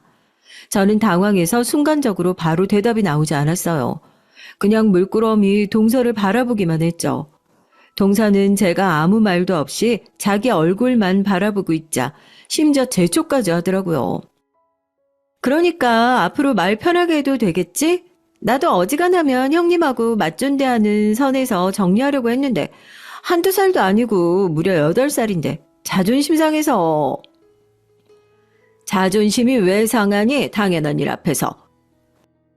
동서가 제게 따져드는 순간 아주 극적이게도 시어머니께서 들어오셨죠. 당연히 잔뜩 화가 나신 얼굴로 말이에요. 시어머니께서는 당장 저희 둘더러 방으로 들어오라고 하시더니 폭풍 같은 잔소리를 쏟아내셨습니다. 시집 온 이후 이렇게 시어머니께 혼이 났던 적이 단 한 번도 없었는데 동서가 들어오자마자 이게 뭔가 싶었죠. 속으로는 동서가 100% 잘못했는데 왜 나까지 혼이 나냐 싶은 마음이 컸습니다. 그네, 너 내가 모를 줄 알지? 아랫사람이 저렇게 나오는데도 따끔하게 혼내서 바로잡지 못하고 가만히 있는 것도 잘못이야. 내가 어떻게 나오나 두고 보고 있었더니만 아주 가관이더구나. 죄송합니다. 제가 좀 놀라서 반응 시기를 놓쳤지. 안 그래도 한마디 하려고 했어요. 그래. 윗사람이면 윗사람답게, 정확하게 따지고 들어가야 하는 부분은 그냥 넘기지 말고. 그리고 둘째, 너는 어디서 나이를 앞세워서 그런 말을 해? 아무리 그래도 형님은 형님이고 동선 동서야. 선 넘지 말고 똑바로 행동해. 하지만 어머님, 제가 8살이나 많은데 존칭 붙이는 건 너무 뭐? 네 남편도 꼬박꼬박 형수님 불러가면서 존대하는데 시집 오자마자 이런 일로 시끄럽게 만들어야겠어? 시어머니께서 서방님까지 언급하며 잔소리를 하자 동서도 할 말은 없는지 알겠다고 대답하고 자리에서 일어나더군요. 하지만 그 뒷모습은 전혀 반성의 기운이라고는 찾아볼 수 없었죠. 그래도 시어머니께서 한 말씀 하셨던 것이 무섭기는 했는지 그 뒤로 말을 놓자고 하는 일은 없더라고요. 그렇게 얼마나 지났을까. 서방님 생일이 돼서 가족끼리 집에서 밥을 먹기로 한 날이었습니다. 이제 3살이 된 딸에는 뭐가 그렇게 궁금한 것이 많고 알고 싶은 것이 많은지 잠시도 가만히 있지 않는 아이였어요. 저는 어릴 때 경험이 무엇보다도 중요하다고 생각했기 때문에 딸아이가 물어보는 것은 뭐든지 아이에게 알려주고 대화를 나누려고 노력했죠. 터무니없는 질문이라고 할지라도 말이에요. 그날도 주방에서 정신없이 바쁜데 딸아이가 책을 가져오더니 제게 폭풍 질문을 던지더라고요. 한참 설명을 하는데 동서가 옆에서 피식거리면서 웃더라고요. 딱 들어도 기분 나쁜 웃음이었죠. 딸아이가 있어서 무슨 의미냐고 물어보지 못하고 그냥 넘어갔는데 딸아이가 아빠한테 얘기를 해주겠다고 하면서 나가자마자 동서가 먼저 얘기를 꺼내더라고요. 형님, 애들한테 아무거나 가르치면 안 된다는 사실 정도는 아시죠? 무슨 의미로 하는 말이에요? 동서, 제가 아기한테 거짓말을 하고 있다는 소리예요? 제가 언제 그런 말을 했다고 그러세요? 저는 저렇게 호기심도 많은데 형님이 뭘 알고나 하시는 말씀인가 궁금해서 물었을 뿐이죠. 형님 자식이니까 형님이 알아서 하시겠지만 혹시나 아이한테 잘못된 것들을 가르치실까 걱정이 돼서요. 그러니까 그 말이 그 소리잖아요. 뭘 알고나 하는 말이라니. 그럼 동서 같으면 아이가 묻는데 아무 소리나 하겠어요? 아니면 아닌 거지 뭐 그렇게까지 나를 세우시는지 모르겠네요. 형님, 제발 꼬아서 좀 듣지 마세요. 무슨 자격지심 있는 것도 아니고. 제가 무슨 말만 하면 그렇게 삐딱하게. 이래서 교육이 중요하다니까. 동서는 제 반응이 과하다고 지적하면서 아무 일도 없었다는 듯이 주방으로 나가더군요. 혼자 남은 저는 기분이 확 상하면서도 너무 예민했던 것일까 살짝 후회가 되기도 했답니다. 하지만 그것도 잠시였죠. 아무리 생각해도 동서의 말투는 저를 무시하는 것이 확실했으니까요. 그 이후로도 동서는 제가 뭘 하기만 하면 사사건건 간섭하면서 저를 무시했습니다. 그날도 갑자기 할 말이 있다고 시댁으로 찾아온 동서는 다짜고짜 제게 딸아이 영어 공부를 어떻게 하고 있냐고 물었죠. 그냥 집에서 영어 동화 들려주고 함께 읽고 있다는 식으로 말했더니 펄쩍 뛰면서 호들갑을 떨더라고요. 형님, 요즘 누가 집에서 영어를 가르쳐요? 파닉스에 대해서는 좀 아세요? 이게 알파벳 좀 안다고 해서 할 수 있는 것이 아니거든요. 처음 영어를 배울 때 정확한 발음이 얼마나 중요한데 형님이랑 공부를 해요? 제가 아는 사람 통해서 원어민 수업 좀 잡아드려요? 저번에도 말했던 것 같은데 신경 좀 끄지 그래요? 우리 딸은 제가 알아서 할 테니. 아니, 예서가 잘 되라고 제가 드리는 말씀인데 뭘 그렇게까지 말씀하세요? 원어민 수업 듣고 싶어도 못 듣는 사람이 얼마나 많은데요. 제가 일부러 자리 알아봐 드린다고 하는데 사양 마세요. 그럼 듣고 싶어하는 다른 사람들한테 말하든가요. 저희는 정말 괜찮으니까. 원어민 수업 좋은 기회인 거 맞죠. 어린 나이에 경험할 수 있다면 나쁠 것도 없고요. 하지만 어릴 때부터 강압적으로 공부를 접하게 하고 싶지 않았어요. 그게 얼마나 힘든 일인지 세상에서 가장 잘 알고 있는 사람이 바로 저니까요. 그리고 정해진 커리큘럼을 따라가며 배우는 것은 학교 다니면서도 충분히 할 수 있다고 생각했죠. 제가 거듭해서 동서의 제안을 거절하자 동서도 자존심이 상한 모양이더군요. 점점 목소리가 굳어지면서 나중에는 아주 저를 내려다보며 가르치듯 얘기를 하더라고요. 저는 그런 동서의 태도에 더 화가 났습니다. 끝까지 괜찮다고 하자 동서가 너무 당황스러운 말을 제게 하더라고요. 진짜 듣는 순간 이성을 잃을 뻔했답니다. 형님 조건에 그 클래스 듣는 것도 쉽지 않을 텐데 제가 연결시켜 줄 때 못 이기는 척 받으시지 그래요? 그게 무슨 의미로 하는 말이에요, 동서? 그런 곳은 부모 능력도 보거든요. 아무나 받는 곳이 아니라 아주버님은 몰라도 형님 수준이면 예서 못 들어가죠.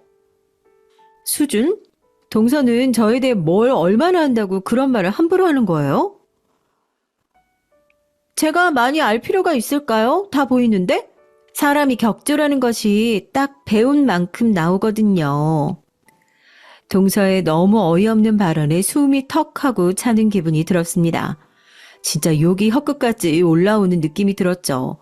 동서는 그런 제 반응은 상관도 없다는 듯이 제게 잘 생각해보라고 하고는 그냥 가버렸어요. 저는 잠깐 기다려보라고 했지만 동서는 급한 일이 있다고 다음에 얘기를 하자고 하더군요. 정말 무슨 태풍이 지나간 것처럼 쌩하게 나가버리는데 뒤쫓아가서 머리채라도 붙들고 싶은 심정이었습니다. 하지만 곧 외출했다 들어오시는 시아버지 때문에 참아야만 했죠. 저는 다음에는 기필코 제대로 엎어버리겠다고 다짐 또 다짐했어요. 그렇게 다짐했던 다음은 의외로 빨리 다가왔어요. 그해 겨울 가족끼리 다 함께 여행을 가기로 했죠. 처음에는 따뜻한 푸켓으로 가자는 소리가 나왔어요. 동서가 엄청 가고 싶어 하더군요.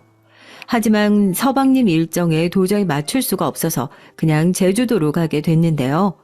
저는 솔직히 너무 좋았습니다. 카이스트 다닐 때 교수님을 따라 몇 번 가보긴 했지만 제대로 관광을 했던 적은 없었거든요. 그래서 좀 들떠있기도 했죠. 그런 제 모습에 동서가 혀를 차더니 한마디 하더군요. 형님, 진짜 남부끄럽게 왜 그렇게 들떠있어요? 무슨 공항 처음 오는 사람처럼? 혼전 임신으로 결혼해서 신혼여행을 못 가셨다고 하더니 혹시 비행기 처음 타보시는 건 아니죠? 동서가 생각하는 그런 것과 전혀 다르니까 마음대로 넘겨짚어 생각하지 마시고요. 가족끼리 여행하는 게 기분 좋은 일 아닌가요? 그것 때문일 뿐인데 그렇게 비꼬아서 얘기할 필요 있겠어요? 고작 제주도인데 뭐가 그렇게 좋으신 건지. 원래 계획대로 푸켓으로 갔으면 아주 날라다니셨겠어요, 형님. 좋은 날 기분 망치지 말고 그만하시죠. 저는 제 말 하나하나에 꼬투리를 잡고 늘어지려는 동서를 무시했습니다. 말 그대로 기분을 망치고 싶지 않았거든요. 시간이 넉넉해서 딸아이와 함께 공항을 돌아다니는데 외국인 두 사람이 아주 심각한 얼굴로 자기들끼리 얘기를 하고 있더라고요. 그러더니 주위를 둘러보다 저랑 눈이 딱 마주쳤죠. 빠른 걸음으로 제게 다가오는 외국인을 보면서 저는 급한 마음에 딸아이부터 안아들었답니다. 두 사람은 프랑스에서 왔다는데 제주도로 가는 비행기를 예약했는데 예약 내용과 받은 비행기표가 전혀 다르다며 도와달라고 했죠. 저는 언어를 공부하는 것을 좋아하는 편이라 한국어와 영어 외에도 중국어, 스페인어, 일본어, 그리고 프랑스어를 할 수 있었거든요. 다행스럽게도 그 사람들을 도와줄 수 있었죠. 딸아이는 외국어를 하는 제가 신기한지 저를 빤히 보고 있더군요. 도와주고 돌아서는데 동서가 저를 보고 있더라고요. 형님, 다들 찾으시는데 여기서 뭐 하세요? 아, 그랬어요? 전화기를 여행 가방에 놓고 나왔나 보네요. 미안해요. 설마 형님이 저 외국인들 도와주고 있었던 건 아니죠? 형님, 이제는 하다하다 국제적 망신까지 당하실 생각이세요? 아니, 뭘 할 수 있다고 나서길 나서세요? 별일 아니었고요. 도와줄 수 있는 범위의 일이니까 나섰겠죠. 동서가 신경 쓸 일은 아니니까 그만하고 가죠. 진짜 무식하면 용감하다고 하더니만. 방금 뭐라고 했어요? 무식? 용감? 아니, 들었으면서 다시 묻기는 왜 물어보세요? 제가 틀린 말 한 것도 아닌데. 비행기 시간 늦기 전에 빨리 좀 움직이세요. 동서는 저를 노려보며 쏘아붙이더니 종종 걸음으로 빠르게 앞서 나갔죠. 그제서야 저는 동서가 저를 무시하는 것이 나이 때문이 아니라는 것을 확실하게 알게 됐습니다. 이전에 딸아이 질문에 답을 해줄 때는 어렴풋하게 짐작하는 정도였는데 그 자리에서는 아주 확실해졌죠. 동서는 제가 무식하고 배운 것 없는 그런 사람이라고 생각하고 행동하고 있는 것이었습니다. 속에서 부글부글 끓어오르기 시작했죠. 저에 대해서 아는 것도 없으면서 저런다고? 진짜 뒤통수를 제대로 한 대 쳐버리고 싶다는 충동을 느꼈어요. 그것이 현실이든 아니면 다른 방법이든 말이죠. 저는 좋은 날인 만큼 가족들 앞에서는 그래도 참아보자 싶어서 잘 지내는 척을 하려고 노력했습니다. 하지만 동서는 정도를 모르더라고요. 점점 말도 심해지고 비웃는 얼굴은 더 노골적으로 변했죠. 서방님도 곁에서 말릴 지경이 됐지만 동서는 더 뻣뻣하기만 했어요. 저도 단순한 경고 차원으로 넘어가서는 안 되겠다는 생각이 슬슬 들기 시작할 때였죠. 사건이 터진 것은 여행의 마지막 날 저녁이었습니다. 저희 가족들이 머물고 있던 숙소는 정말 야경이 최고였는데요. 숙소의 레스토랑에서 식사를 하고 약간의 음주를 하고 있던 때였어요. 술이 좀 들어갔는지 다들 평소보다 텐션이 높은 편이었어요. 그 순간 동서가 먼저 자랑스럽다는 듯이 얘기를 꺼냈죠. 제가 축하받을 일이 좀 있어요. 어머님, 아버님, 저도 방금 아는 사람한테 연락을 받았는데요. 이례적이긴 하지만 승진을 할 것 같아요. 승진이라니, 아유, 정말 축하한다. 일을 잘하니까 그런 기회도 오는 거지.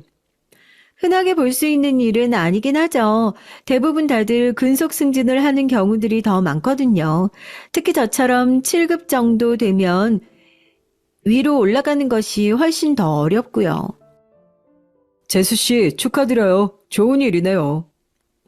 그러니까 작은 며느리처럼 둘째 녀석도 승진 준비를 좀 해보지. 뭐 그리 욕심이 없는지. 저는 그냥 지금이 좋아요. 8급이면 충분하죠 뭐. 제가 그의 이런 느긋한 성격이 좋아서 결혼했잖아요. 그리고 그이처럼 구출로 공무원 시작해서 올라가 봤자 다 거기서 거기에요. 그이한테는 딱 지금이 수준에 맞아요. 하지만 전 다르거든요. 능력도 있고 앞으로도 쭉쭉 올라가려고요. 서방님을 무시하는 동서의 말에 시댁 식구들의 얼굴이 급격하게 어두워졌죠.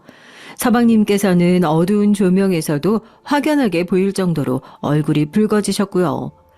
시부모님께서는 불편하신지 먼저 자리에서 일어나기까지 하셨답니다. 시어머니께서 먼저 안으로 들어가시고 화가 난 남편은 서방님께 동서를 데리고 들어가라고까지 할 정도였어요.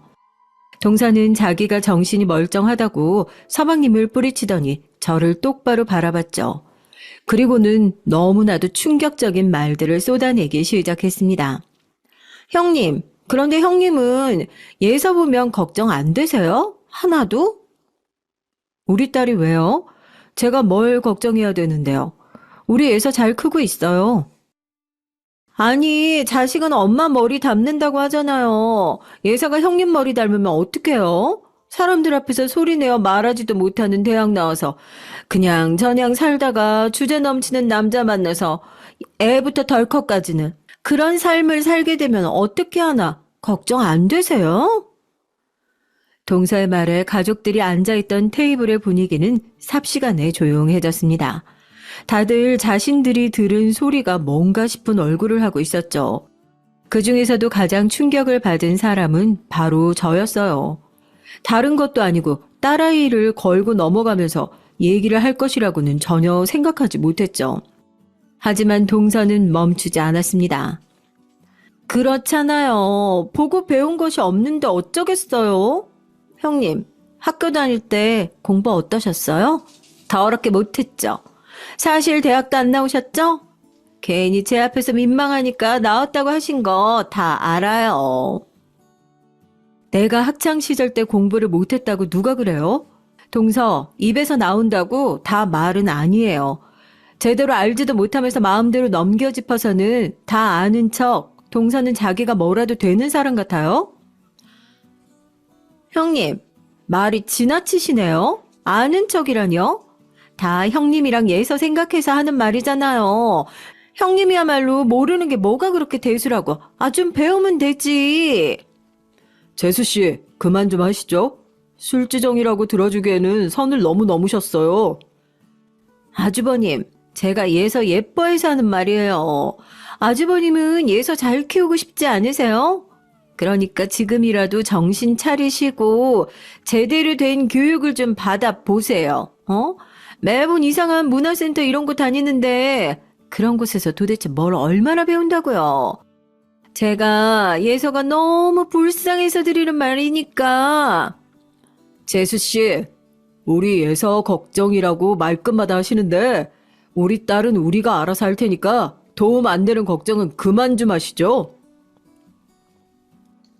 남편이 이를 악 물고 말하자 그제야 사태의 심각성을 깨닫게 됐는지 동서가 헛기침을 하면서 제 시선을 피했어요. 제 머릿속에는 동서를 어떻게 해야 한 방에 꽉 눌러줄 수 있을까 그 생각만으로 가득했죠. 서방님께 끌려 들어가는 동서의 뒷모습을 보면서 저는 기필코 오늘의 이 치욕을 되갚아주겠다고 다짐했죠. 남편은 그런 제 속도 모르고 제가 상처를 받았다고 생각했는지 연신 미안하다는 말을 하더군요. 동서의 말은 듣지도 말라고 하면서 말이죠. 저는 그런 남편의 손을 굳세게 마주 잡아주고는 괜찮다고 했어요. 여행에서 돌아오고 저는 어떤 방법으로 동서를 물먹일 수 있을까 고민하고 또 고민했습니다. 그러고 깨달았죠. 공무원, 동서보다 높은 급수의 공무원이 돼서 찍소리도 못하게 만들어줘야겠다는 생각이 들더라고요. 물론 친정 식구들 앞에서 죽어도 공부 안 한다고 했던 지난날의 모습이 생각나긴 했죠. 하지만 지금 당장 동서에게 한 방 먹이는 것이 더 급해졌던 저는 그날부터 바로 서점으로 달려가 5급 공무원 교재를 사서 돌아왔어요. 시험 준비부터 시작할 생각이었죠. 1차 시험을 보니 제 기준에서는 별것 아니더라고요. 영어야 뭐 언제 시험 쳐도 가뿐했고 한국사 자격증이야 따면 그만이고 다른 과목들 넉넉하게 한 달이면 되겠다 싶었어요. 오랜만에 다시 공부를 하려니까 쉽진 않더라고요. 우선은 시간을 100%다 쏟을 수 있는 상태가 아니다 보니 짧은 시간에 집중도를 높여야 한다는 어려움이 있더라고요. 하지만 제가 누굽니까? 조기 졸업으로 카이스트까지 나왔는데 그 정도는 금방 적응했죠. 예전에 공부하면서 행복했던 기분들을 다시금 느끼기도 하고요. 아마 제 얘기를 듣고 계시는 분들은 제 말에 조금도 공감할 수 없다는 반응이실 수도 있겠네요. 그래도 자신이 할 수 있는 것을 다시 시작하는 사람의 마음이 어떨지 생각하신다면 충분히 제 마음도 이해할 수 있지 않을까 싶기는 해요. 하여튼 그렇게 시작된 공부는 가족들 몰래 진행됐습니다. 심지어 남편도 제가 뭘 하는지 조금도 몰랐어요.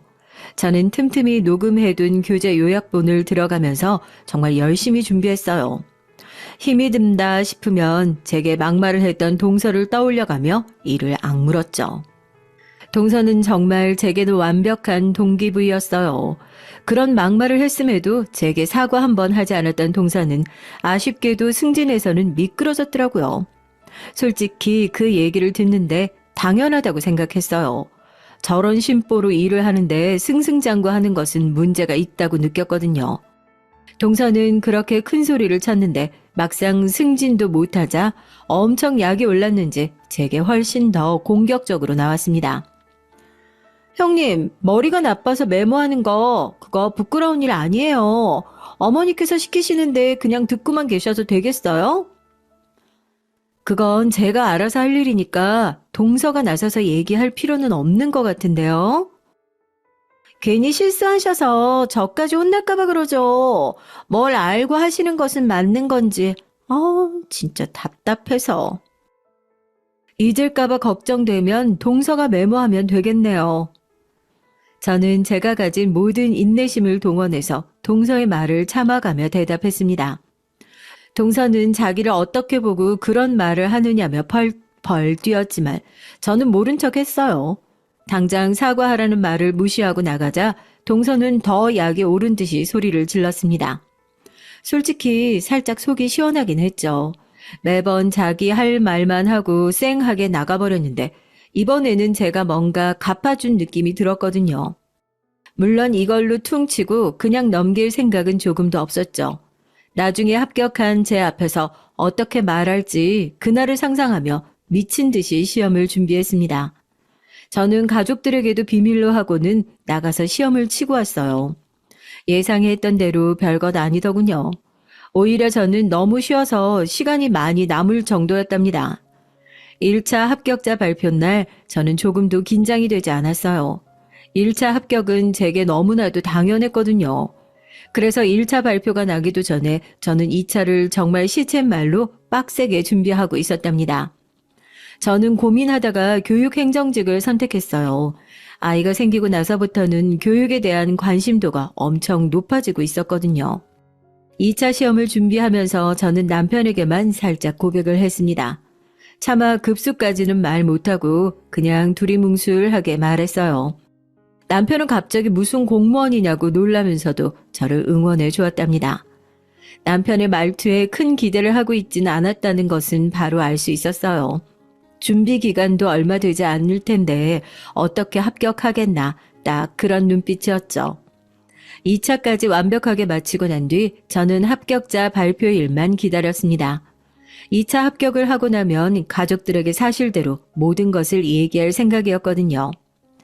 발표일은 우연하게도 시어머니의 생신이었습니다.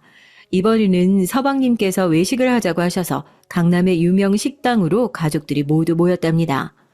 저는 오전에 합격 확인을 하자마자 하루 종일 기분이 좋았어요. 당연한 결과라고 생각했는데 1차와는 좀 다르더라고요.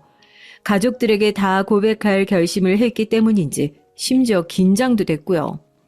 그 와중에도 제 머릿속을 차지하는 가장 큰 생각은 어떻게 얘기를 해야 동서한테 한 방 제대로 먹일 수 있을까에 관한 것이었습니다. 형님, 기분 좋은 일 있으세요? 오늘따라 좀 달라 보이는데?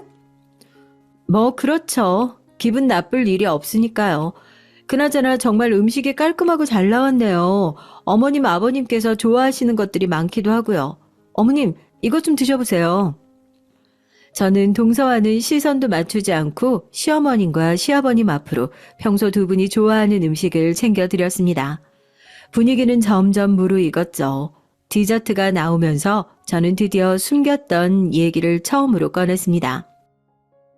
제가 그동안 숨겼던 것이 있어요. 이번에 잘 되면 말씀드리려고 그이한테 살짝 얘기를 했는데 오늘 결과가 너무 잘 나와서 꼭 말씀드리려고요.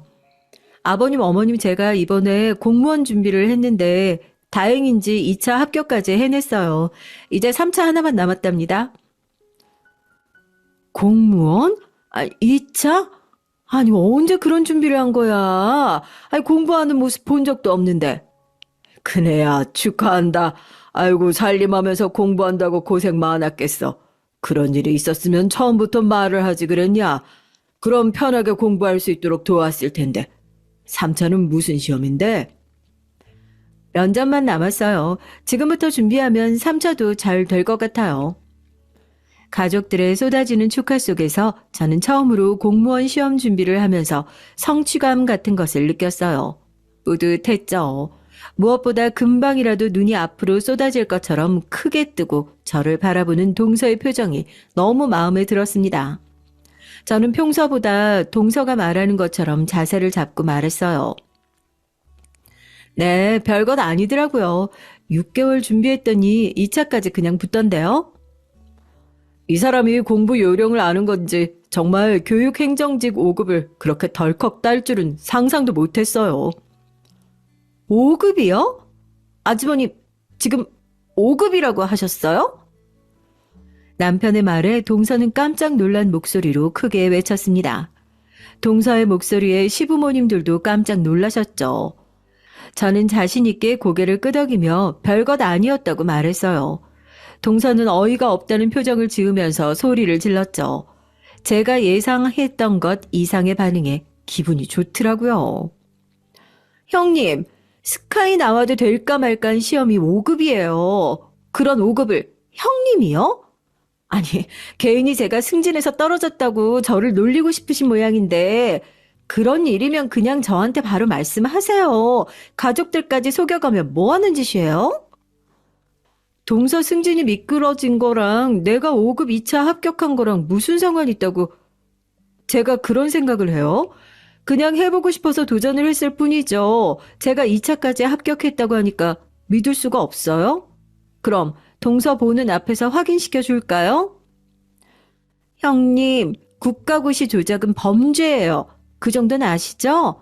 그러니까 일 더 커지기 전에 빨리 싹싹 빌어요. 거짓말해서 죄송하다고. 동서는 제 말을 듣지도 않고 무조건 제게 사과를 하라고 말했죠. 그때였습니다. 갑자기 문이 열리면서 충격적인 반전이 펼쳐졌죠. 동서의 오빠라는 사람이 들어오더군요. 저는 한눈에 그 사람이 누군지 알 것 같았습니다. 제가 졸업 논문을 쓸 때 바로 옆 세미나를 담당하던 조교였죠. 귀국하고 지인들이랑 식사를 하다가 한 번도 인사를 드리지 못한 것 같아 왔다고 하면서 저를 바라보시고는 깜짝 놀란 얼굴을 하셨어요. 역시나 알아보셨던 거죠. 넌 민경이 아니야? 조민경. 야, 네가 여기 왜 있어? 오랜만입니다, 선배. 잘 지내셨어요? 잘 지내기는. 야, 너 찾는다고 교수님이 아주 눈에 불을 켜고 계신데 꽁꽁 숨었다고 생각하더니만 이렇게 가까운 곳에 있을 줄이야. 네가 내 동생이랑 형님 동생 하는 사이였더니 완전 반전인데 이거? 동서는 선배와 저와의 대화가 이어질수록 얼굴색이 시시각각 변하기 시작했습니다.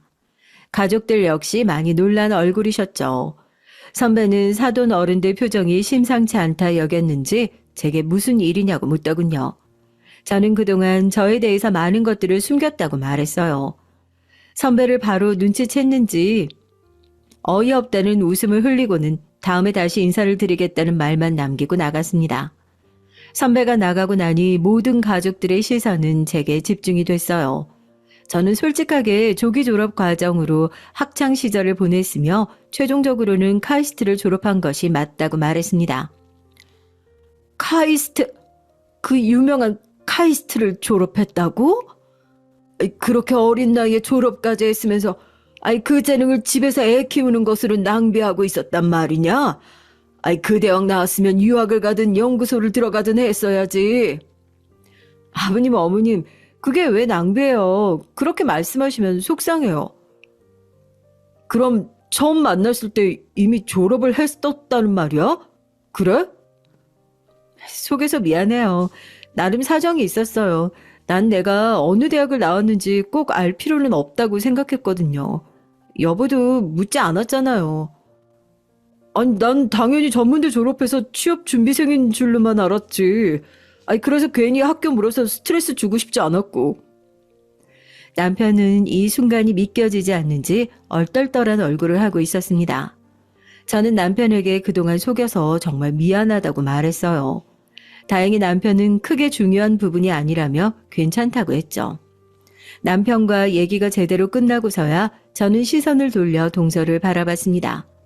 어지간한 충격이 아니었는지 멍하게 앉아있는 동서를 큰 소리로 불렀어요.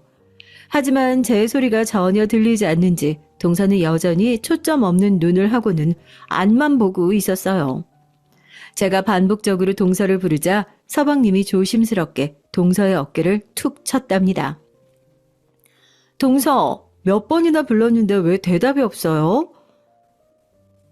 네, 형님. 제가 딴 생각을 한다고. 무슨 생각이요? 제가 진짜 카이스트를 졸업했던 것일까 하는 생각? 아니면 그동안 날 무시하고 함부로 했던 순간들이라도 떠올랐어요?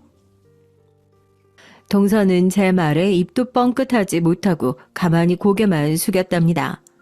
저는 여기서 멈출 생각이 조금도 없었어요. 그동안 당한 사실이 있는데 어떻게 넘어갈 수 있겠어요? 저한테 뭐라고 하셨죠? 동서? 예서 미래가 걱정된다고 하셨던가? 아니다. 그뿐만이 아니죠. 제가 주제도 모르고 넘치는 남자 만나서 덜컥 임신부터 했다고도 했었는데 혹시 기억하나 모르겠네요. 그때는 제가 이 형님에 대해서 잘 몰라서요. 그동안 동서가 제게 했던 말 한마디 한마디를 토시 하나 틀리지 않게 내뱉는 제 모습에 동서는 사시나무 떨듯이 벌벌 떨기 시작했습니다. 당황하고 있는 것은 동서만이 아니었죠. 시부모님께서도 제가 그런 말들을 들었을 것이라고는 상상도 못했다는 얼굴을 하시고는 동서를 노려보고 계셨고요. 모든 분위기가 자신에게 불리하게 돌아가고 있다는 것을 느낀 것인지 동서는 급하게 제게 사과를 했습니다. 무조건 잘못했다고 앞으로는 절대 이런 일이 없을 것이라고 몇 번이나 약속을 했죠. 저는 동서가 그렇게 나오든 말든 상관없다는 듯이 가만히 앉아 있었습니다. 서방님은 분위기를 어떻게든 바꿔보고 싶어 하는 듯 보였지만 어림도 없는 소리였죠. 제가 5급 공무원 2차까지 합격했다는 소문은 빠르게 돌았습니다. 연락하지 않았던 교수님마저도 전화를 하실 정도였어요. 교수님은 무슨 생각으로 공무원을 지원했냐고 화를 내셨죠. 제가 언젠가는 학교로 돌아올 것이라고 믿고 계셨던 것 같았어요. 괜히 미안한 마음이 들기도 하더라고요. 교수님께서는 과학계가 큰 인재를 잃었다고 무척이나 아쉬워하셨지만 어쩔 수 없는 일이잖아요. 어쩌겠어요, 이제 와서. 제가 3차 면접 준비를 하는 동안 동서는 정말 죽은 듯이 살았어요. 뭐가 그렇게 겁이 났는지 자꾸만 제 눈치를 봤죠. 그때는 왜 그러는지 이유를 잘 몰랐어요. 그냥 정말 반성이나 하나, 그래서 저러나 그 정도로 생각하고 말았죠. 알고 봤더니 동서에게도 충격적인 비밀이 숨겨져 있더라고요. 제가 합격을 하고 나서야 진실을 알게 됐어요. 저는 동서가 어디서 어떤 일을 하는지 정확하게 몰랐거든요. 서방님께서도 같은 일을 한다고만 했었죠. 알고 보니 동서가 교육행정 일을 하고 있었다는 거예요. 만약 제가 5급을 따서 같은 곳으로 발령이라도 받는 날에는 완전 큰일이 난 것이나 다름없죠. 집에서도 형님인데 밖에서는 상사가 되어버릴 수도 있다는 사실에 동서가 단단히 겁을 먹은 것이었습니다. 하지만 동서가 겁을 내는 것에는 다른 더 충격적인 이유가 있었어요. 매번 자랑하듯이 말했던 것이 모두 다 새빨간 거짓말이었던 거죠. 동서는 직장에서도 일을 제대로 못해서 욕을 많이 먹고 있더라고요. 서방님을 소개시켜 줬다는 것도 다 거짓말이었어요. 서방님한테 반한 동서가 동료한테 뇌물까지 쥐어주면서 부탁을 했다더라고요. 우리한테 와서는 온갖 고고한 척 잘난 척 하더니 밖에서는 동료들한테 믿음조차 주지 못하고 겉돌고 있었는데 그 사실이 밝혀지는 것이 무서웠던 것 같아요. 다행이라고 해야 할지 5급 공무원이 된 저는 동서와는 관계없는 곳으로 발령을 받았습니다. 그럼에도 불구하고 동서의 거짓말을 모조리 알 수 있었던 것은 5급 준비를 하게 되면서 알게 된 사람이 동서가 있는 곳으로 발령을 받은 덕분이죠. 모든 것을 다 까발려진 동서는 완전히 기죽은 모습으로 숨도 크게 못 쉬면서 시댁에 왔어요. 그동안의 행동으로 인해 가족들과도 서먹한 사이가 되어버리기도 했죠. 하지만 동서가 겁을 내는 것은 다른 것 때문이었습니다. 아무래도 제가 가족들에게 자신의 치부를 밝힐까봐 걱정하고 있었어요. 솔직히 저는 그럴 생각이 조금도 없었거든요. 뭐하러 그런 얘기까지 하겠어요. 하지만 동서는 제 마음을 모르다 보니 전전긍긍하면서 지내고 있었습니다. 심술이라고 하실 수도 있겠지만 전 동서의 그런 모습을 너무 통쾌해서 한동안은 그 상태로 유지되도록 가만히 있었답니다. 나중에 사실을 알게 되더라도 뭘 할 수 있겠어요. 다 동서 팔자지. 여담이지만 공무원에 합격하고 나서 저는 친정 식구들과 처음으로 연락을 했어요. 저는 몰랐는데 그동안 남편이 꾸준하게 예서 사진과 함께 저에 대한 얘기를 편지로 보낸 모양이더군요. 답장 한번 제대로 받아보지 않았던 편지를 말이죠. 그런데 어느 날 부모님께서 제게 예서를 데리고 와서 밥이라도 먹자고 하셨어요. 처음에는 내가 공무원 합격했다고 일어나 싶은 생각에 가고 싶지 않았죠. 하지만 연락 온 오빠의 충격적인 고백에 마음이 움직였습니다. 그렇게 반대했는데 너 앞에 나서는 게 쉽지 않았을 뿐이야. 그동안 계속 네 남편이랑 연락하셨고 너 공무원 준비한다는 말도 다 듣고 계셨어. 그 말을 나더러 믿으라고? 진짜 내가 아직도 전업주부였다면 과연 그분들이 날 찾으셨을까? 이 말까지 하고 싶진 않지만 너 결혼식에도 몰래 다녀오셨고 너 예서 낳고 병원에 있는 동안 몇 번이나 가셨다. 제 결혼식에 있었다는 말에 울컥 눈물이 올라왔어요. 남편 역시 친정 부모님들이 용기를 내지 못하셨을 뿐이라고 하면서 저를 다독였죠. 제게 식사를 하자고 하셨던 것도 다 남편 덕분이었고요. 저는 정말 오랜만에 친정 식구들과 함께 자리를 가졌습니다. 세월 앞에 장사 없다고 다들 많이 늙으셨더라고요. 저희 부부는 혼인신고 후 4년이 넘어서야 정식 결혼식도 하고 신혼여행도 다녀올 수 있었어요. 그 결실로 제 뱃속에는 새 생명도 있죠. 뒤늦은 허니문 베이비라고나 할까요? 직장을 다니면서 태교에 힘쓰는 중이랍니다.